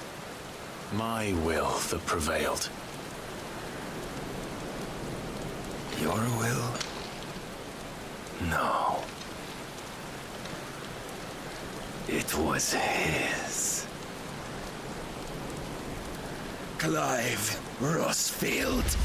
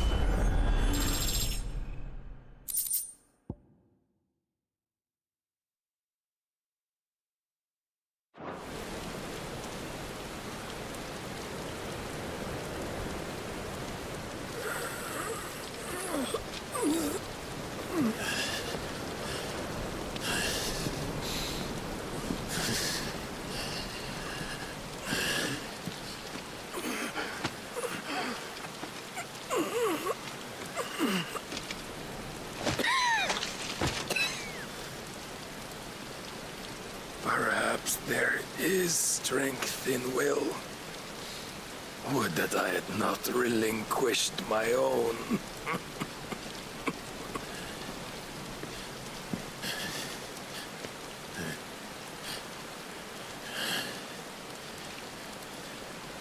You relinquished nothing.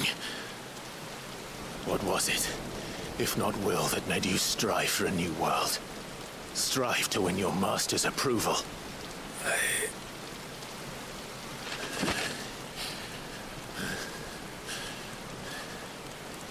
You were shown a fantasy, and you chose to believe it. But you were wrong. There is no world, but the one we live in,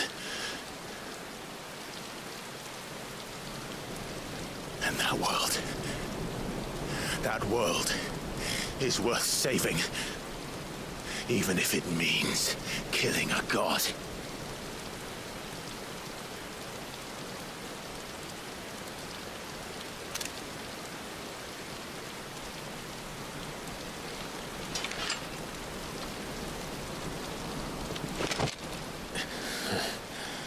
Bold words from one who has served the Lord so well. This is pointless.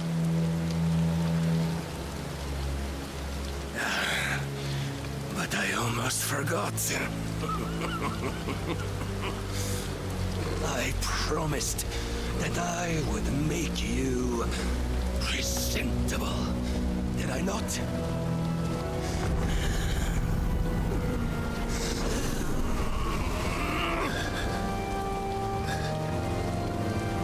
We shall fulfill our destinies, just as the Lord's Mother Crystals have fulfilled theirs. Come, Clive Rossfield. Take what is rightfully yours. Become one with God. No.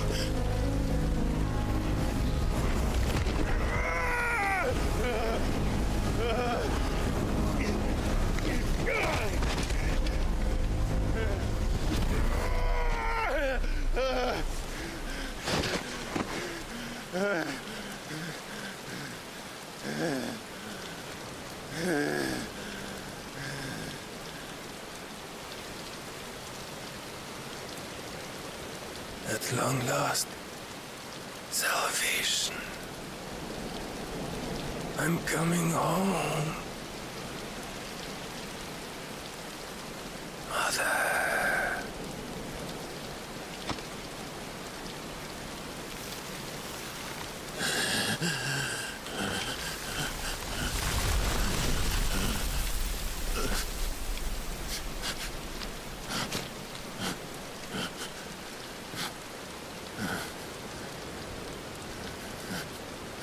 Tell me, how does it feel?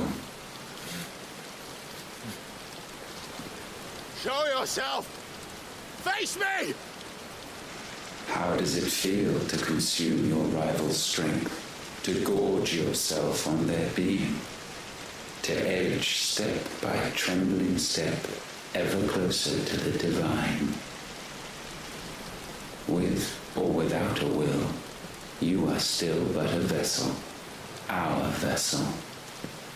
Behold, how your body shudders in anticipation of its fate.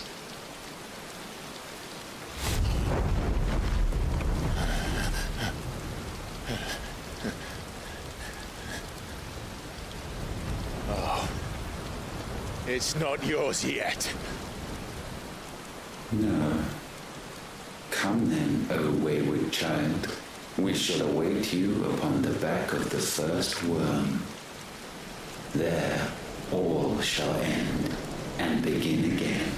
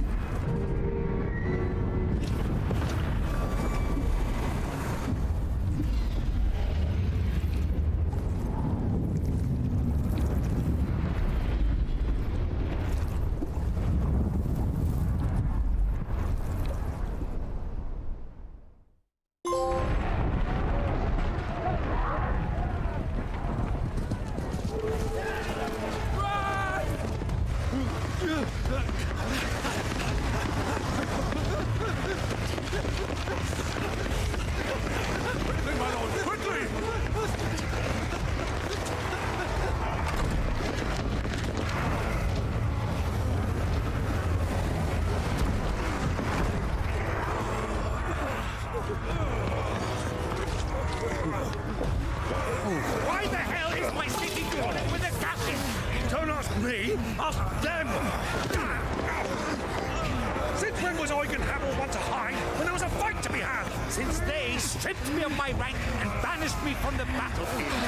Now I'm stuck wiping the backsides of this lot while the city burns and my wife tells off the man half my age! And then you turn up! What the hell are you doing here anyway?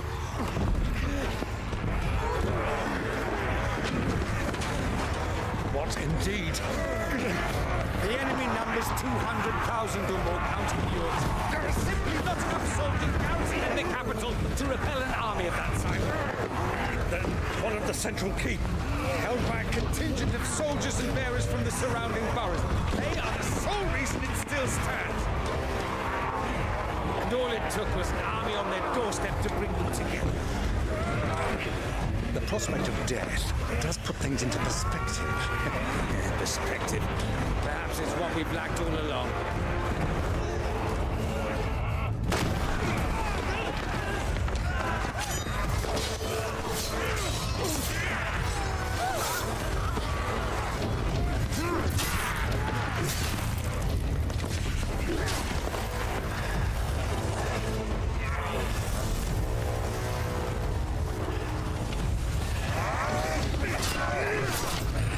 Hamel, I need you to lend me some of your best men, preferably all of them. My best men? Does it look like I'm anymore?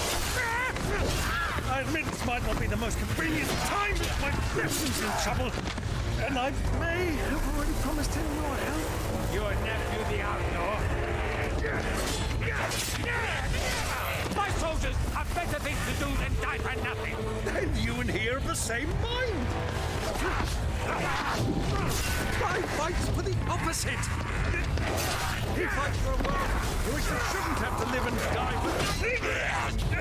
And he fights today to give us all a chance of a better tomorrow. Be that as it may, a handful of men cannot stand against the kingdom.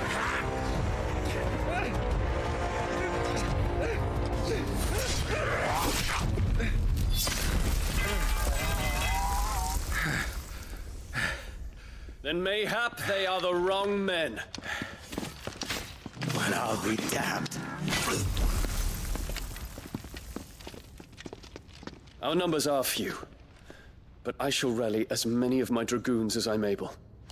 You, apprise the Lord Strategist of the state of the city's defenses. Yes, Your Radiance. And you would fight alongside us? I owe the Phoenix a debt.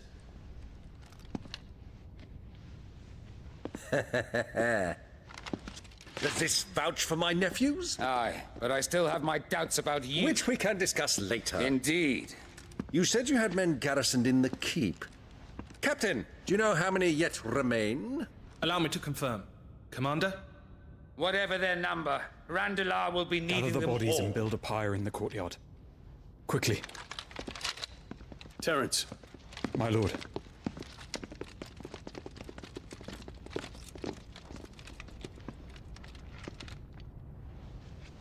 You will find a girl there. A girl? We are in the middle of a war. I owe her my life, and I always pay my debts. You are to see that she is provided for. Dion, I cannot leave.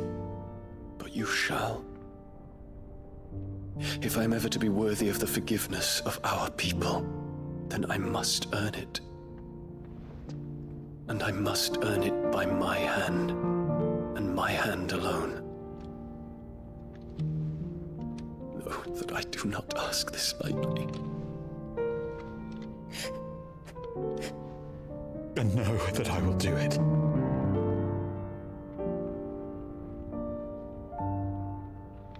Farewell, Terence.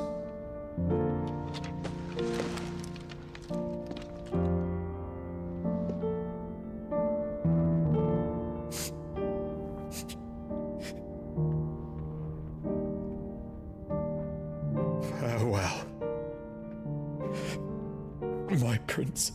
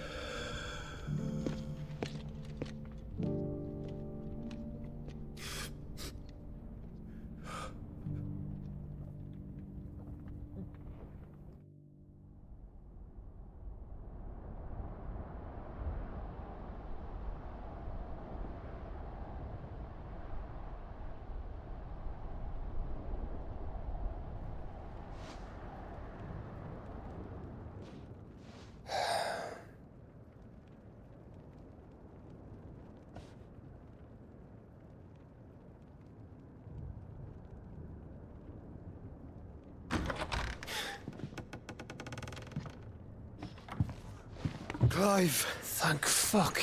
You alright? I am. But I'm a damn sight better for seeing you, Joshua. And Barnabas? The king is dead.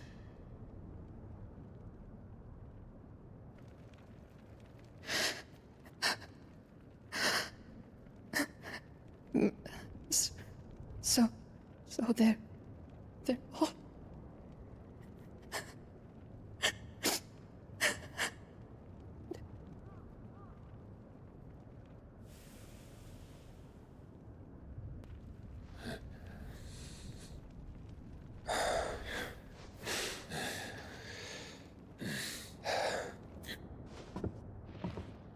They are, but so is their killer.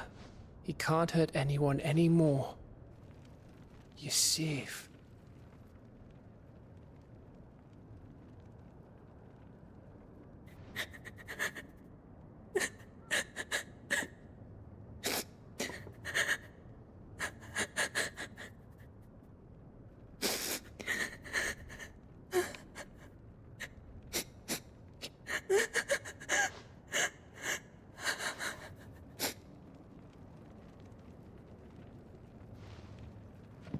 Gav, we need to talk.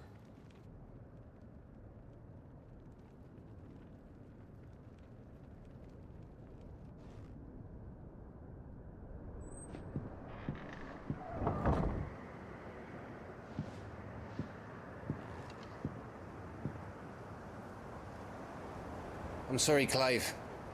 You know I want nothing more than to go with you. I do. But I'm glad you're heading back to the Enterprise nonetheless. And not just for Edda's sake. Our people need to know what happened here. You can count on me. As can she, I hope. Thank you, me lords.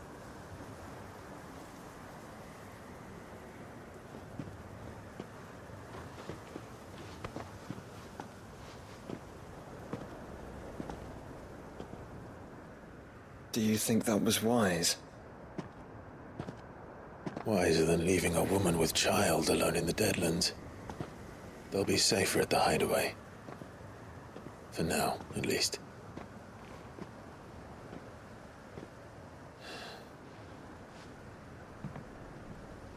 This land is overrun with Akashic. The king himself was long turned, albeit by choice, all to serve Ultima in his damnable quest to forge the perfect vessel. The chaos Barnabas wreaked upon nation after nation. How many were killed for this? He didn't consider it killing, or a mercy of sorts, a way to end their suffering. He truly wanted to save mankind, and ultimately used that. As he uses us. But why us? What are we? What are we? We are dominance. That is our fate.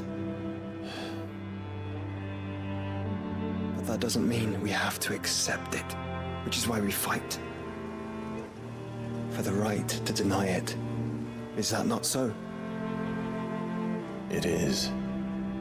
For our sins.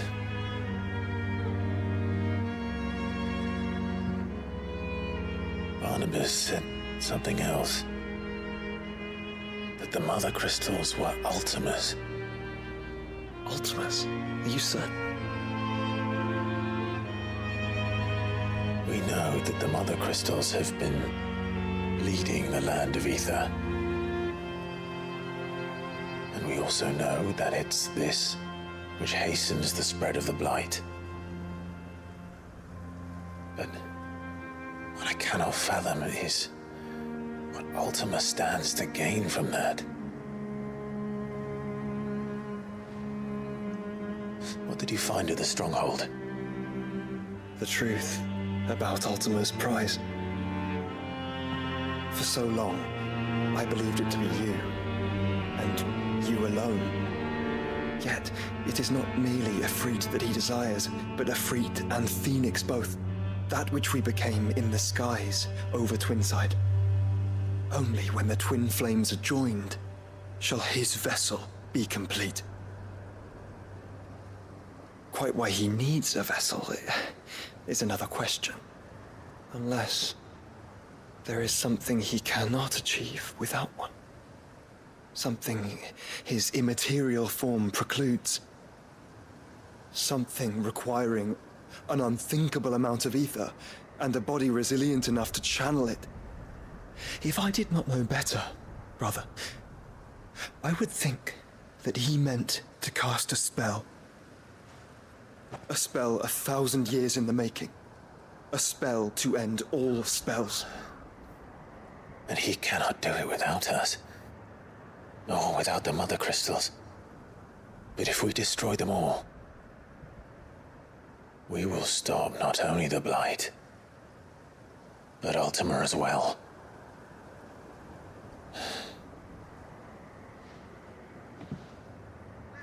We stick to the plan then. Only this time, we face him together. Well, it's a long walk to Stone here. Let's not keep Ultima waiting.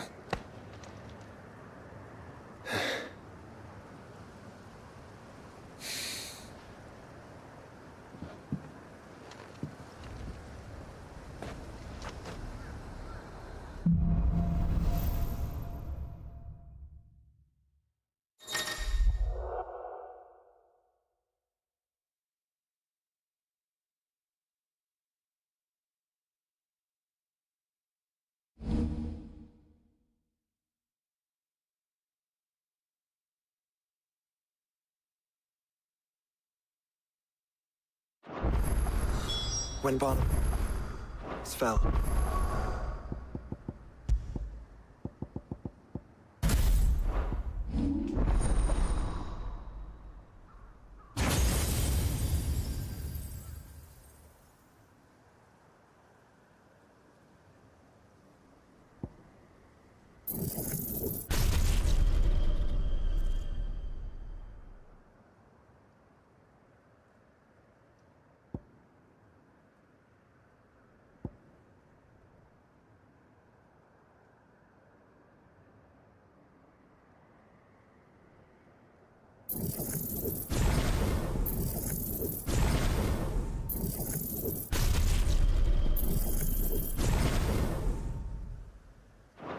his magic died with him.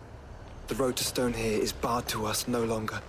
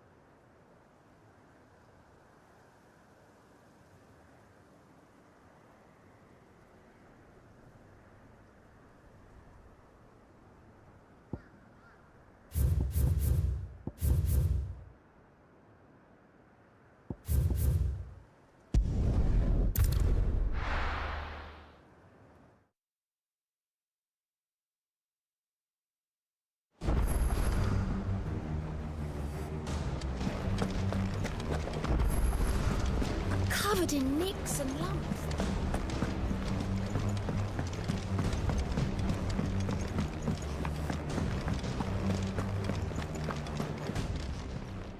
Aye, it's a dangerous world out there.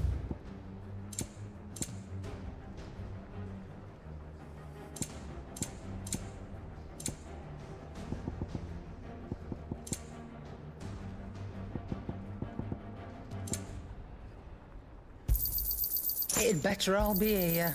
You're rubbing me blind, you know. Come again. Or don't. I'm not much bothered either way. Trouble with your gear, or... So, will it be?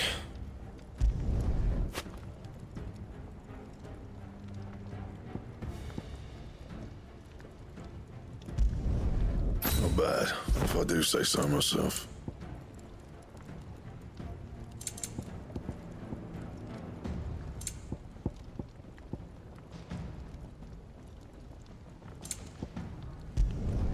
Should last you a good while. That it? Fine.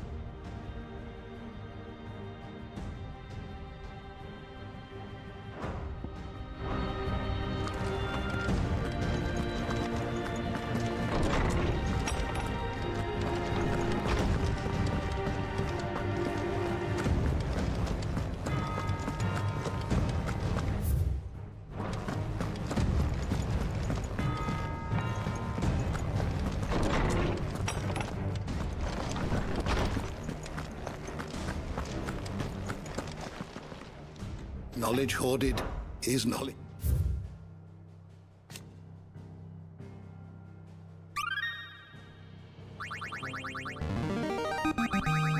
There is a rather fascinating excerpt I've been meaning to show you.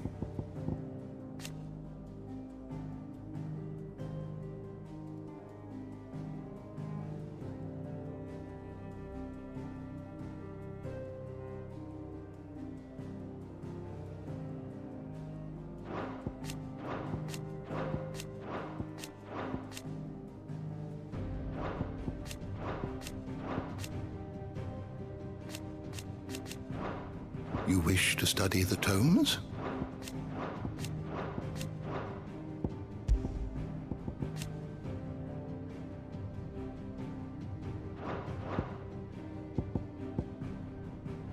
Did you learn everything you needed? Mid said I can ride the Enterprise.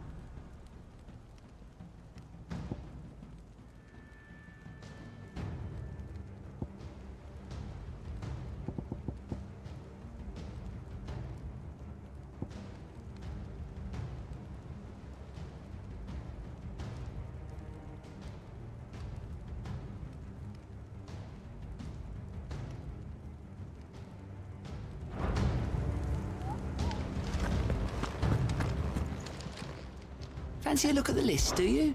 Anything catch your eye? Always something in there.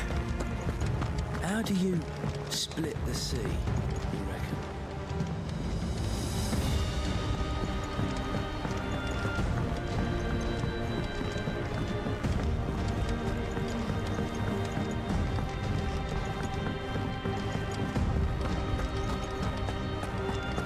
The stew's awfully thin.